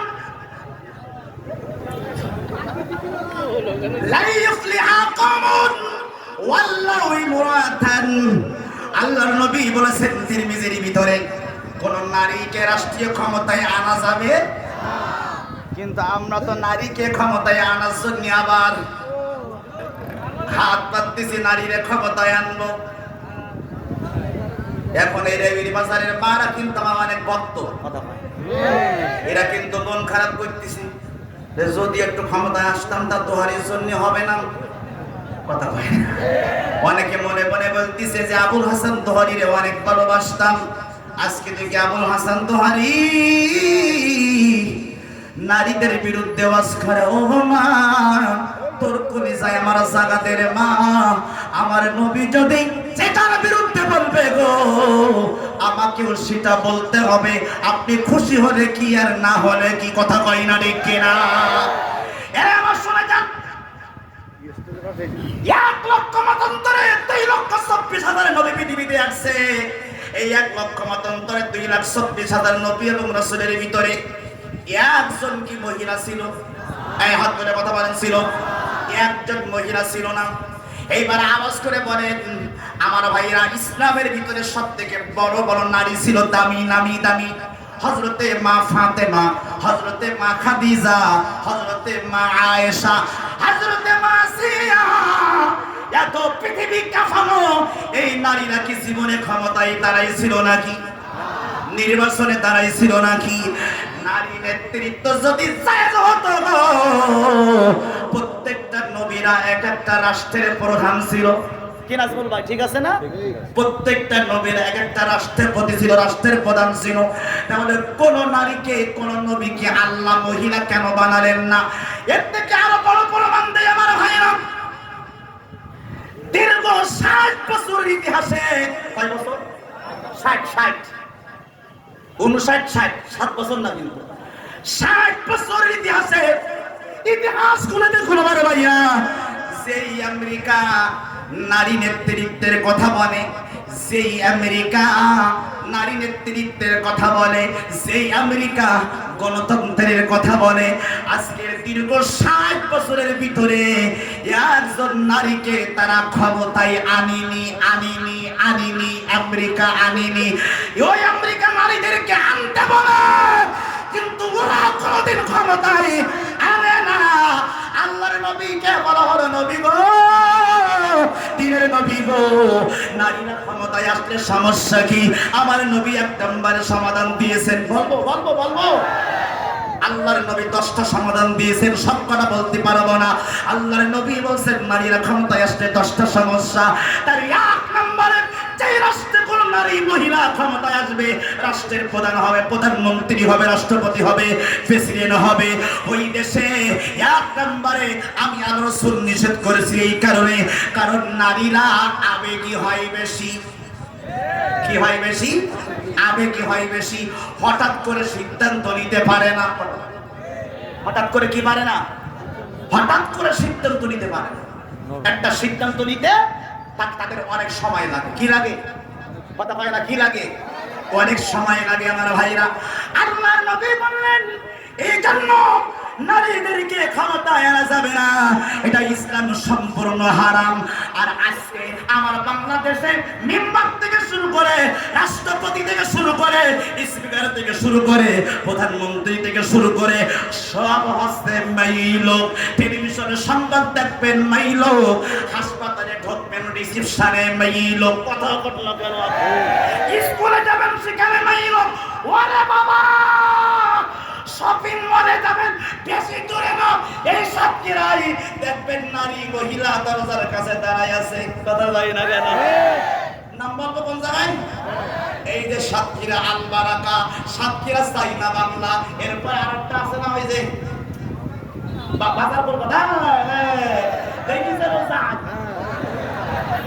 কলকাতায় যদি কোনদিন বাজার করতে যান, দেখবেন মহিলা আপনাকে সালাম দেবে। আমি একদিন বিমানে উঠছি, আমার বিমানে ওঠার সময় সাতক্ষীরায় মাহফিলে আসবো, ঢাকা থেকে আমার এক বিমান বানা ওরে সাজুগুজু করিছে কায়দা করি, আমারে ওঠার সময় বলতে আসসালামু আলাইকুম। আমি কই তো সালামের গোষ্ঠী মারি, আজকে যাবো মাহফিল করতে, আমার ইমানটাই মনে হয় নেই, বসে কাজে সেজিছে। ওই একটা বুকে উন্না পড়ে না। বিমান বানা যারা বিমানের মধ্যে থাকে, একটা বুকের মধ্যে উন্না পড়ে না, উন্না তো পড়ে না, আবার উন্না বুকের মধ্যে দেয় না, উন্না দেয় অনেক মহিলা এখন এরকম করে। আর বাড়ি যদি কেউ আসে তখন দেখবেন এরকম করে। কথা বলে না? আবার অনেক নারী উন্না দেয় এরকম ভাবে, অনেক নারী উন্না দেয় এইরকম খালি ঘাড়ের ওপরে। আর কিছু নারী আছে যারা আল্লাহর বলি উন্নাই লাগে না। আছে আছে আছে। আল্লাহর নবী বলেছেন ইসলামে হারাম হারাম হারাম। আল্লাহ কোরআন শরীফের মধ্যে 18 নম্বর পারা 12 নম্বর পৃষ্ঠা সূরাতুন নূরের মধ্যে বলে, ওয়া কুল্লিল মুমিনাতি ইয়াগুদুনা মিন আবসারিহিন্না ওয়া ইয়াহফাযুনা ফুরুজাহুন্না ওয়া লা ইউবদিন।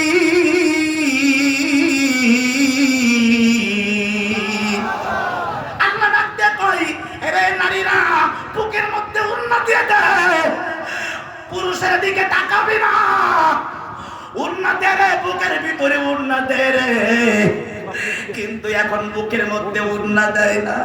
এজন্য বাংলাদেশের নারী ক্ষমতায় যদি আসে, রাসূলের হাদিস, এই জাতিকে আমার আল্লাহ কল্যাণ দেবে। এটা হলো 2 নম্বর কারণ। 3 নম্বর কারণ হলো, 2 নম্বর কারণ আমার ভাইরা,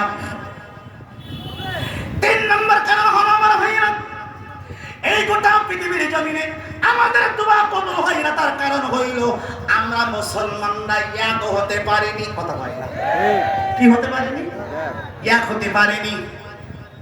নাজমুল ভাই বলে আমি আমলি করি, করেন না কিন্তু বোঝানোর জন্য বলছি।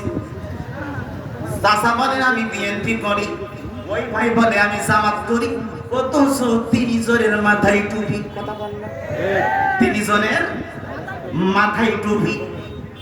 30 জন কিন্তু দল করে।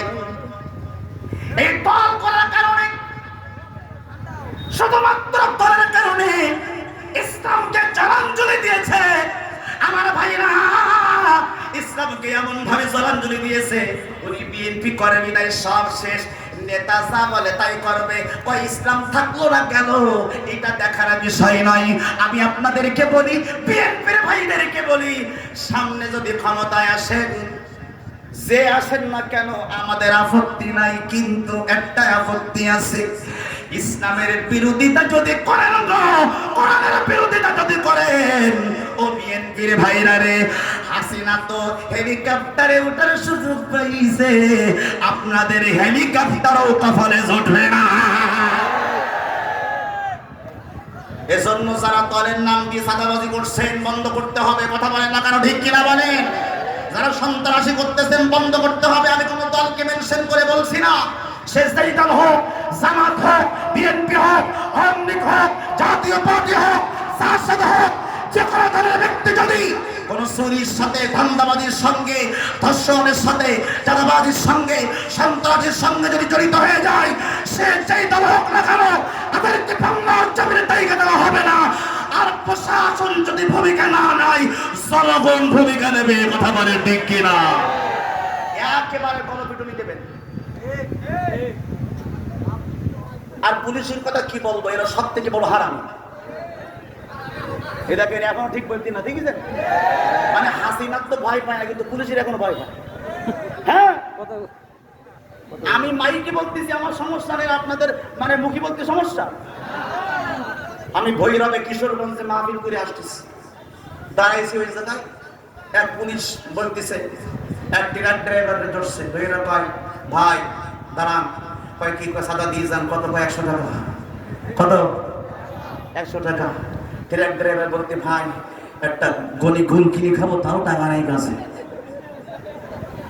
তা বলতেছে কি টাকা নেই? পান খাওয়ার টাকা আছে? বলতে পকেটে 10 টাকা আছে। বলতে 10 টাকা দিয়ে যা। ক টাকা? ক টাকা? এই ধরে কোন কয় টাকা? সেদিন ঢাকাতে এক যুবক, তার 5টা ল্যাপটপ, 5টা মোবাইল চুরি হয়েছে, চোরের আগে ধরতে পারেনি।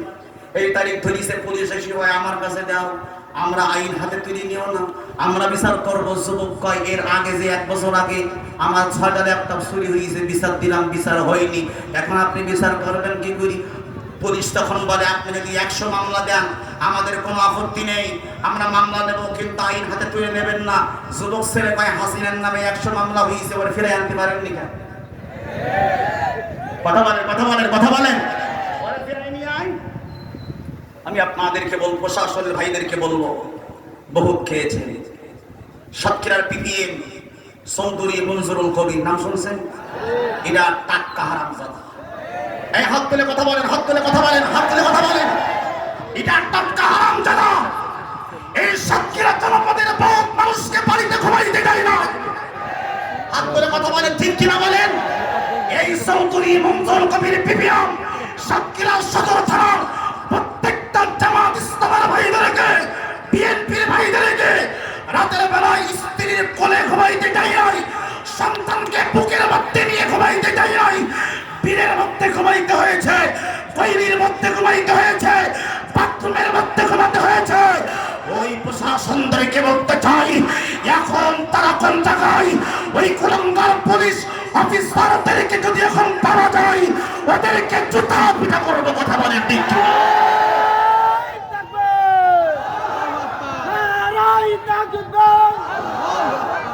ইসলামের শত্রুরা হুঁশিয়ার, হুঁশিয়ার, সাবধান, ইসলামের শত্রুরা। নারায়ে তাকবীর, নারায়ে তাকবীর।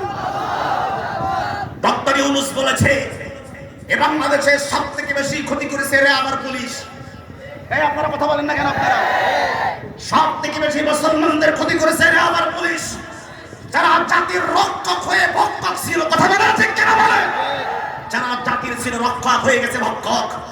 গতকালকেও এক আওয়ামী লীগের দালাল পুলিশ আমার একজন আলেম মুসলমান ভাইকে বলৎকারের অভিযোগ এনে জনগণ তাকে মেরে পুলিশের কাছে দেওয়ার পরে খোদার কসম এই কোরআন আমি হাতে নিয়ে বলছি, আমার কাছে ভিডিও ফুটেজ আছে, সেই মসজিদের ইমামকে ধরে মেরে পুলিশের কাছে যখন গিয়েছে বউ বলতেছে আমাকে একটু পানি দাও, আমাকে একটু পানি দাও। ওকে পানির বোতল সামনে নিয়ে ওর জীবন উৎসাহত যায়। একজন কোরআনের মুফাসসির চট্টগ্রামে তার বাড়ি, নাম হচ্ছে মাওলানা রইসউদ্দিন। গতকালকের ঘটনা, পুলিশ তার মুখের সামনে এরকম পানি দিয়েছে, সে হা করতেছে, তার মুখের কাছে পানি নিয়ে সেই পানি আবার ফেরত আনছে, খাইতে দেয় না। তাকে পানি না খাওয়াইয়া থাকে জেলখানার মধ্যে, ওই থানার হাজতখানায়, ওই জায়গায় তার মৃত্যু হয়েছে। আমি আপনাদেরকে বলতে চাই, স্বৈরাচার চলে গিয়েছে, ইসলাম কিন্তু কায়েম হয়নি। কথা আসতে বলেন, কারো জোরে বলেন। স্বৈরাচার চলে গিয়েছে, ইসলাম কিন্তু কায়েম হয়নি। বাতিল চলে গিয়েছে, ইসলাম কিন্তু কায়েম হয়নি। হাসিনা চলে গিয়েছে, ইসলাম কিন্তু কায়েম হয়নি।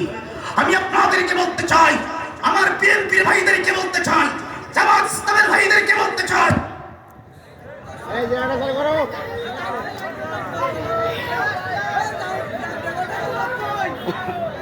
আচ্ছা, দায়িত্ব লোক আছে, দায়িত্ব লোক চুপ করেন।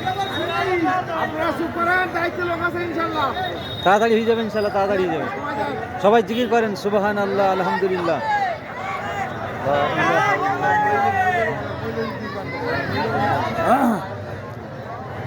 লোক জায়গা দিতে রাস্তা গাড়ি বসার সব হঠাৎ বিদ্যুৎ চলে গেছে, যার কারণে এখন অবস্থা অন্ধকার হয়ে গেছে। একটু পরেই জেনারেটর আসলেই আলোচনা হবে ইনশাআল্লাহ।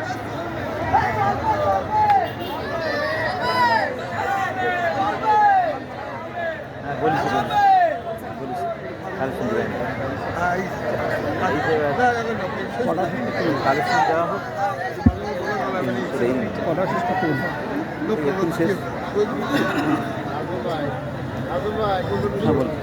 ভাই প্রধান বক্তারে আনতে বলি, আপনাদের কষ্ট হবে। আলামিন ভাই চলে আসছে, তাকে স্টেজে আনতে বলি নাকি? কারণ আমি যে কথাগুলি বলবো এগুলো অনেকের এখন সহ্য নাও হতে পারে। আমি কি কথাগুলি বলবো? সবাই হাত তুলে কথা বলতে হবে, ঠিক কিনা বলবো? কোরআনের কথা শুনতে, বলতে, জানতে, মানতে কোনো অসুবিধা আছে আপনাদের? আমার ভাইরা, আমি আপনাদেরকে বলি, আমার ভাইরা শুনেন, আজকের তাফসীরুল কোরআন মাহফিল থেকে আমাদেরকে 3 নম্বরে যে ভূমিকা নিতে হবে, আমাদের দোয়া কবুল হয় না কেন?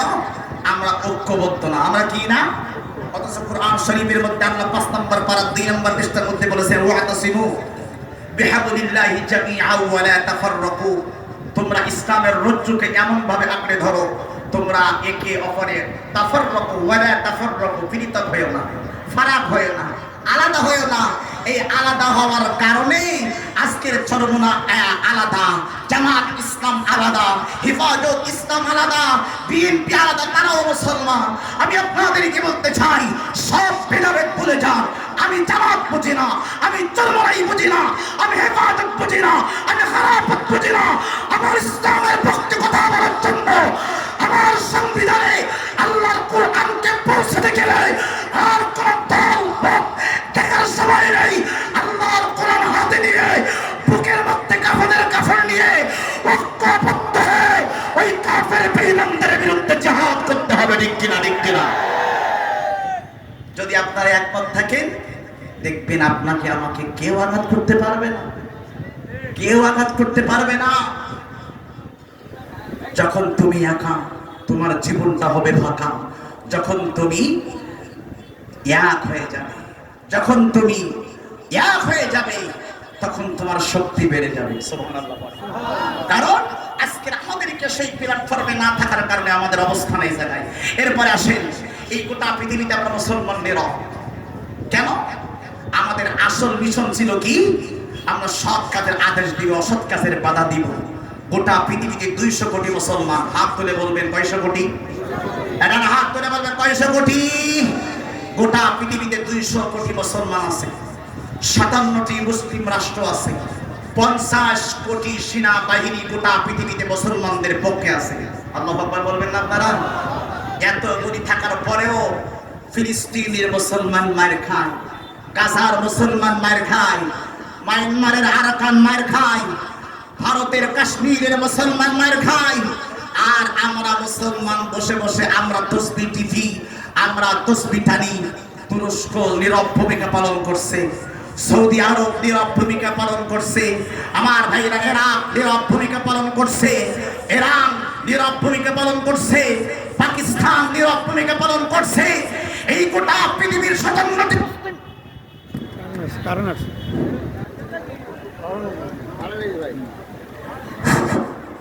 গোটা পৃথিবীতে যখন 57টি মুসলিম রাষ্ট্র যখন নীরব, গোটা পৃথিবীতে পাকিস্তান যখন নীরব, গোটা পৃথিবীতে তুরস্ক যখন নীরব, গোটা পৃথিবীতে সৌদি যখন নীরব ভূমিকা পালন করছে, গোটা পৃথিবীতে ইরান যখন নীরব ভূমিকা পালন করছে, ঠিক সেই সময়ে আমার স্বাধীন সোনার বাংলাদেশের কোটি কোটি কোটি কোটি মুসলমানরা তারা বিজয়ের ভূমিকা নিয়ে এই ফিলিস্তিনের রুমাল নিয়ে, ফিলিস্তিনের পতাকা নিয়ে বাংলাদেশের মুসলমান ঐক্যবদ্ধ হয়ে গেছে। কথা বলেন ঠিক কিনা?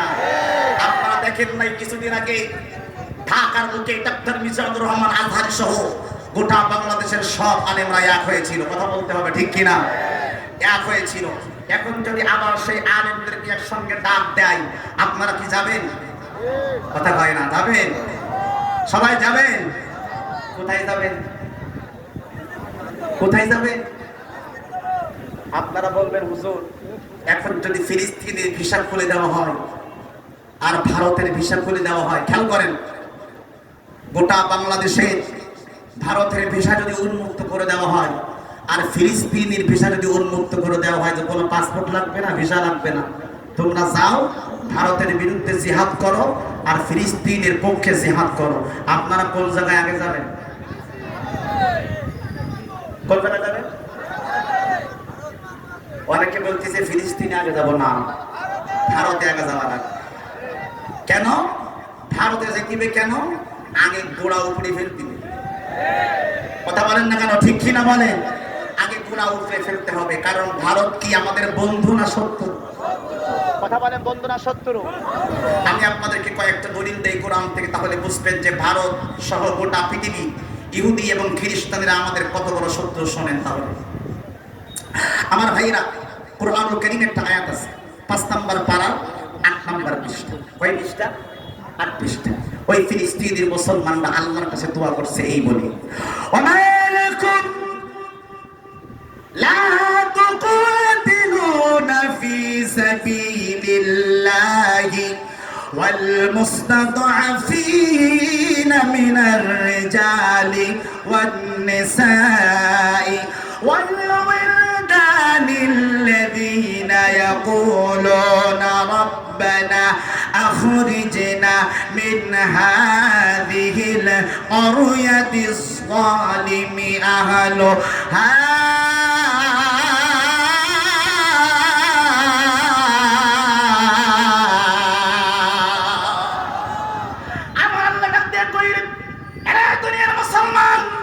ওই ফিলিস্তিনের মারা, ওই ফিলিস্তিনের বন্ধুরা, ওই ফিলিস্তিনের ছোট্ট ছোট্ট মাসুম বাচ্চারা আমার আল্লাহকে ডাক দিয়ে বলছে, ওয়া মালাকুম লা তুকাতিলুনা ফি সাবিলিল্লাহি ওয়াল মুস্তাদআফিনা মিনার রিজালি ওয়ান নিসা। নারী এবং পুরুষেরা ডাক দিয়ে বলতেছেন, আল্লাযীনা, তারা বলতেছেন, ইয়াকুলুনা রাব্বানা আখরিজনা মিন হাযিহিল ক্বরয়াতিজ যালিম। এ দুনিয়ার মুসলমান, আমাদের এই জুলুমকারী এলাকা থেকে আমাদেরকে বের করে আনো, এই অত্যাচারিত এলাকা থেকে আমাদেরকে বের করে আনো।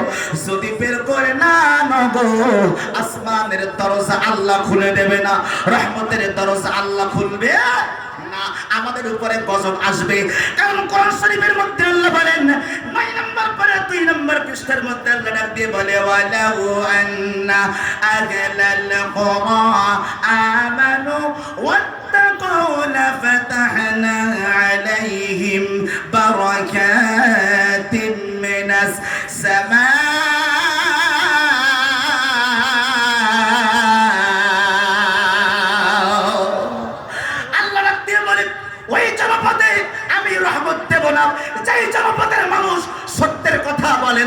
ওই জনপদে আমি আল্লাহ আসমানের দরজা খুলে দেব না, ওই জনপদে আমি আল্লাহ রহমতের দরজা খুলে দেব না, বরকতের দরজা খুলে দেব না। যেই জনপদের মানুষ অন্যায়ের প্রতিবাদ করে না, যেই জনপদের মানুষ অন্যায়কে দেখে চুপ থাকে, আমার ভাইরা আমি আপনাদেরকে বলি, ওই যে গতদিন আলিপুরের চেয়ারম্যান যেই কাজ করেছে, আমার ভাইরা উচিত ছিল ওই জায়গায় চেয়ারম্যানকে উত্তম জবাব দেওয়া। কথা বলেন না কেন আপনারা? যদি আমরা ঐক্যবদ্ধ হতে পারতাম, আমাদেরকে ওই দিন কবির বিন সামাদ ভাইকে অপমানিত হতে হতো না। কথা বলেন না কেন? লাঞ্ছিত হতে হতো না আমার ভাইরা। আল্লামা সাঈদীকে যারাই মেরেছে, মুফতি আমির হামজাকে যারাই জেলখানায় দিয়েছে, তারেক মনোয়ারকে যারাই বিদেশে পালাতে বাধ্য করেছে, বেজানুর রহমান আজহারীকে যারা বিদেশে পাচার করেছিল, যারাই আল্লামা সাঈদীর জানাজা পড়তে দেয় নাই, যারাই আল্লামা সাঈদীর কবর যেখানে হবে খুলনা দারুল কোরআন সিদ্দিকিয়া মাদ্রাসায়, সেইখানে আল্লামা সাঈদীর কবর দিতে দেয় নাই, যারা আল্লামা সাঈদীর ইন্তেকালের পরে আলেমদেরকে দোয়া করতে দেয় নাই, আপনারা মনে করেছেন ওরা পালিয়ে গেছে? ওরা পালালে কি হবে গো? ওদের নাতি ফুতি এখনো আছে, ওদের প্রেতাত্মা এখনো আছে আমার ভাইরা। এজন্য আল্লাহ বলছেন ওই জনপদে আমি আল্লাহ বরকত দেব না, রহমতের দরজা খুলে দেব না। কারণ যেই জনপদের মানুষ সত্যের বাণী বলে না, জানে কিন্তু বলে না, হকের বাণী বলে কিন্তু পারে না। কারণ আওয়ামী লীগের আমলে শুধু আপনারা নয়, এমন কিছু সামসা আলেম ছিল যারা শেখ হাসিনার দালালি করত, এখনো করে। এই সেদিন আলিপুরে ঘটনার পরে এক আলেম বেশি, তারপরে 3 ভিডিও ফুটেজ পাঠাচ্ছে যে কবির বিন সামাদের দোষ ও চেয়ারম্যানের কোনো দোষ নেই। আমি কই কত বড় সামসা রে! এই সময় এসে এখন এই অবস্থা। আমি আপনাদেরকে বলি আমার ভাইরা, মনে রাখবেন, আপনার বাড়িতে যদি আগুন লাগে, ওই আগুন নিভাতে যদি সাহায্য না করেন, আপনারা মনে করতেছেন তারা মায়ের খায়, আমাদের মনে হয় কিছু হবে না। পাশের বাড়িতে যদি আগুন লাগে রে, ওই আগুন নিভাতে যদি আপনি সাহায্য না করেন, ওই আগুন কিন্তু আপনার ঘরে আসতে পারে। কথা বলে না কেন? ঠিক কিনা? আপনি মনে করতেছেন আমাদের কিছু হবে না, ভারতের দালালি বন্ধ কর, মোদির দালালি বন্ধ করে দে, হাসিনার দালালি বন্ধ করে দে। কারণ 1500 বছর আগে আমার আল্লাহ কোরআনে নিষেধ করেছেন। কথা বলেন না আপনারা? 1500 বছর আগে আল্লাহ কোরআন শরীফে একটা না, আমি 5টা দলিল দেব আপনাদেরকে। আল্লাহ 6 নম্বর পারা 18 নম্বর পৃষ্ঠার মধ্যে বলে, লা তাত্তাখিদুল ইয়াহুদা ওয়ান নাসারা আউলিয়া, ইহুদি নাসারা খ্রিস্টান কোনদিন মুসলমানের বন্ধু হবে না। এরপরে 2 নম্বর দলিল 1 নম্বর পারা 18 নম্বর পৃষ্ঠার মধ্যে আল্লাহ বলে, ওয়ালান তারদা আনকাল ইয়াহুদু ওয়ালান নাসারা হাত্তা তাত্তাবিআ মিল্লাতাহুম। ওই দিন পর্যন্ত ইহুদিরা খুশি হবে না, ওই দিন পর্যন্ত খ্রিস্টানেরা খুশি হবে না, যতদিন পর্যন্ত ওদের মনের মতন আমরা না হব, যতদিন পর্যন্ত ওদের কথা আমরা মানি না চলবো। 3 নম্বর দলিলে 6 নম্বর পারা 20 নম্বর পৃষ্ঠা, লা তাজিদান্না আশাদ্দান নাসি আদাওয়াতাল লিল্লাযীনা আমানুল ইয়াহুদা। আল্লাহর কাছে বলিলাম, আল্লাহ রে, এই গোটা পৃথিবীতে আমাদের বড় শত্রু কে রে? আমার আল্লাহ কোরআন শরীফের মধ্যে বললেন, লা তাজিদান্না আশাদ্দান নাসি আদাওয়াতাল লিল্লাযীনা আমানুল ইয়াহুদা। গোটা পৃথিবীতে মুসলমানদের সবথেকে বড় শত্রু হলো ইহুদিরা, খ্রিস্টানেরা। 4 নম্বর দলিল দিলাম, এবার 3 নম্বর দলিল দিলাম, এইবার 4 নম্বর দলিল দিলাম। অনেকে বলতে পারেন, হুজুর ওদের কথা মানতে গেলে তো ব্যবসা চলে না,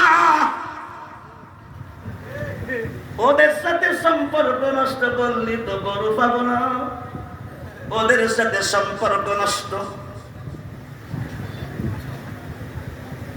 কোন দিকে যাও?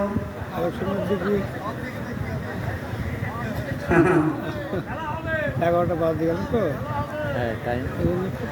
আরে কার কাছে বলিব দুঃখ, দরদি খুঁজে পাই না, আমি কই না মনের দুঃখ কই না, ওই আমি কই না মনের দুঃখ কই না। এরা বন্ধু বিদায় নেবার সিটি এসে গেছে।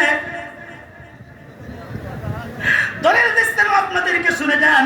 আল্লাহ রাব দিয়ে বললেন তোমাদের পেঁয়াজ আলু গরু ছাগল সব বন্ধ করে দেব। হুজুর গো না খাই মরে যাবো। আল্লাহ তাই মরবে না।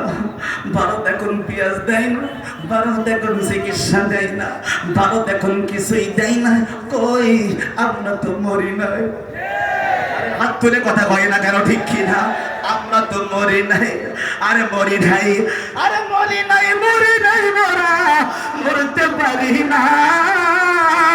আল্লামা সাইদির অনুসারী আমরা ভুলতে পারি না। আরে মরি নাই, মরি নাই, মরা মরতে পারি না।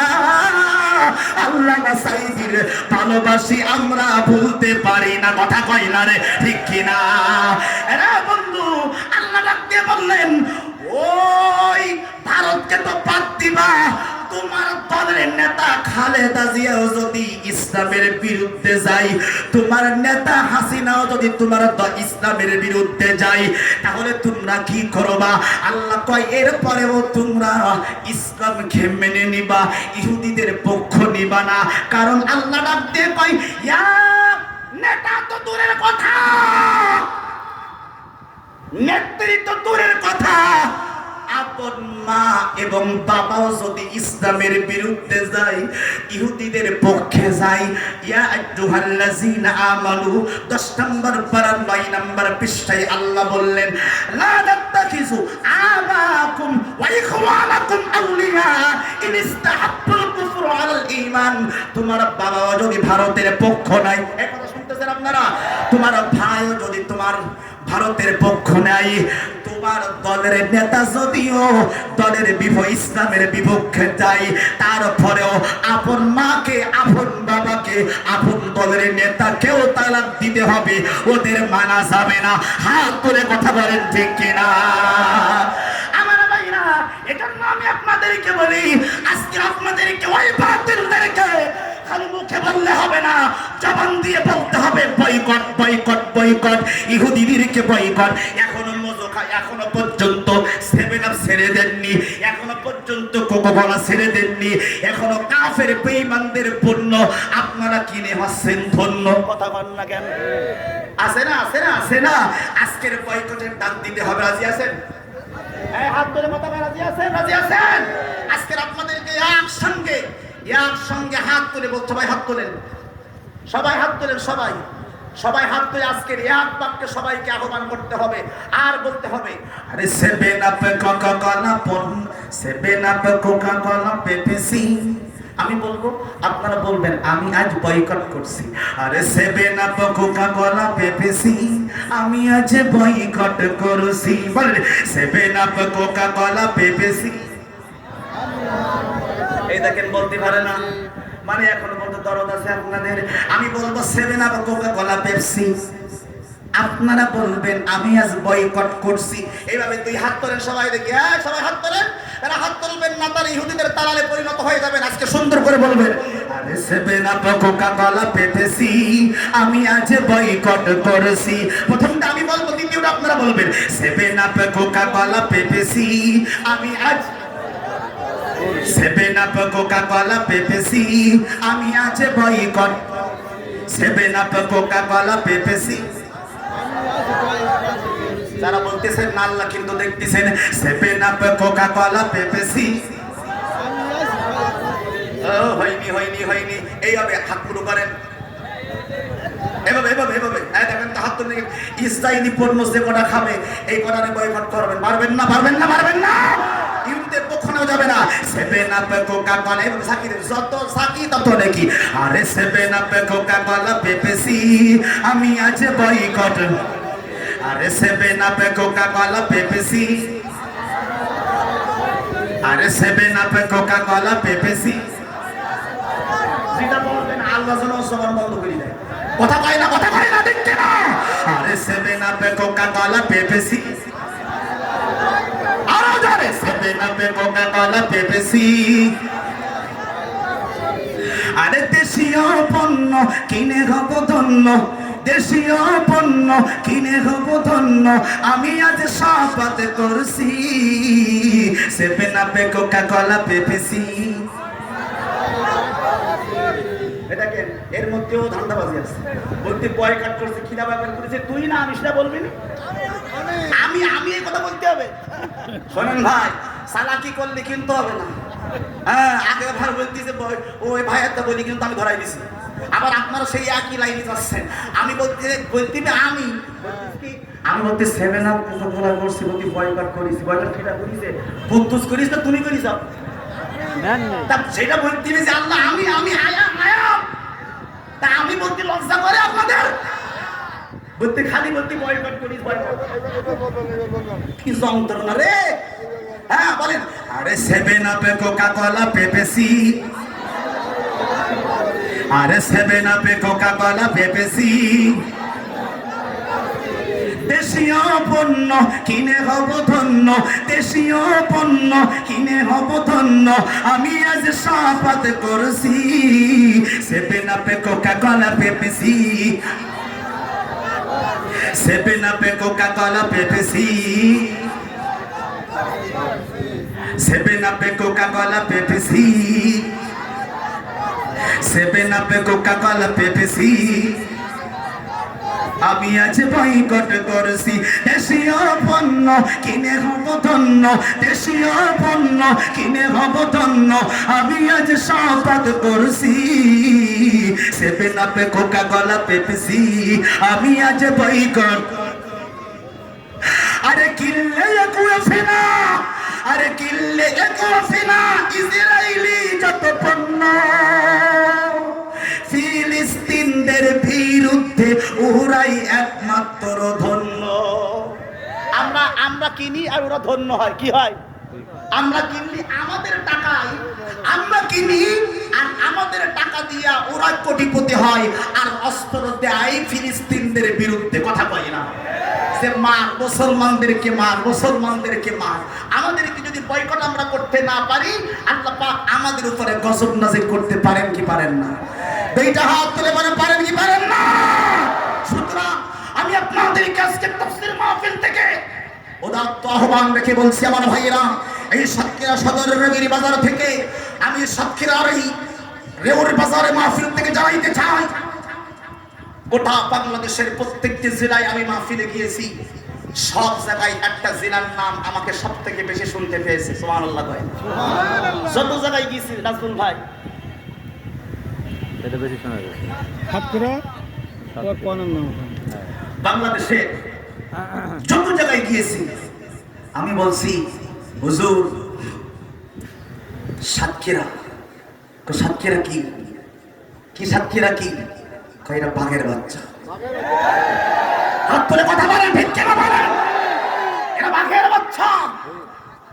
সাতক্ষীরার জমিন থেকে 64 জেলায় কোরআন হাতে নিয়ে বলছি, 64 জেলায় বাস করতে গেছি, আমাকে বুকের মধ্যে জড়ায় না।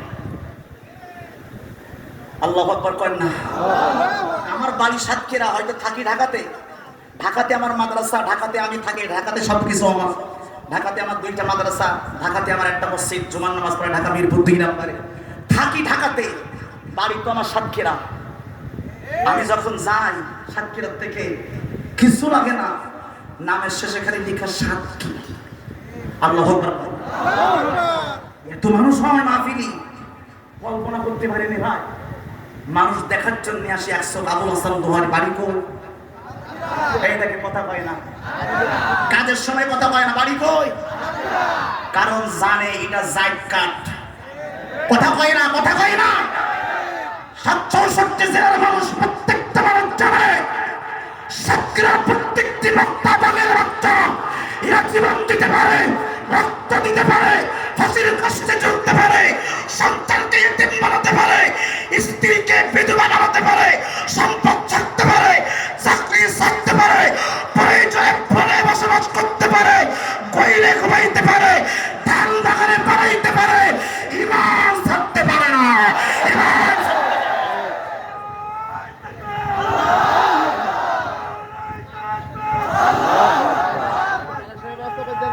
ভাই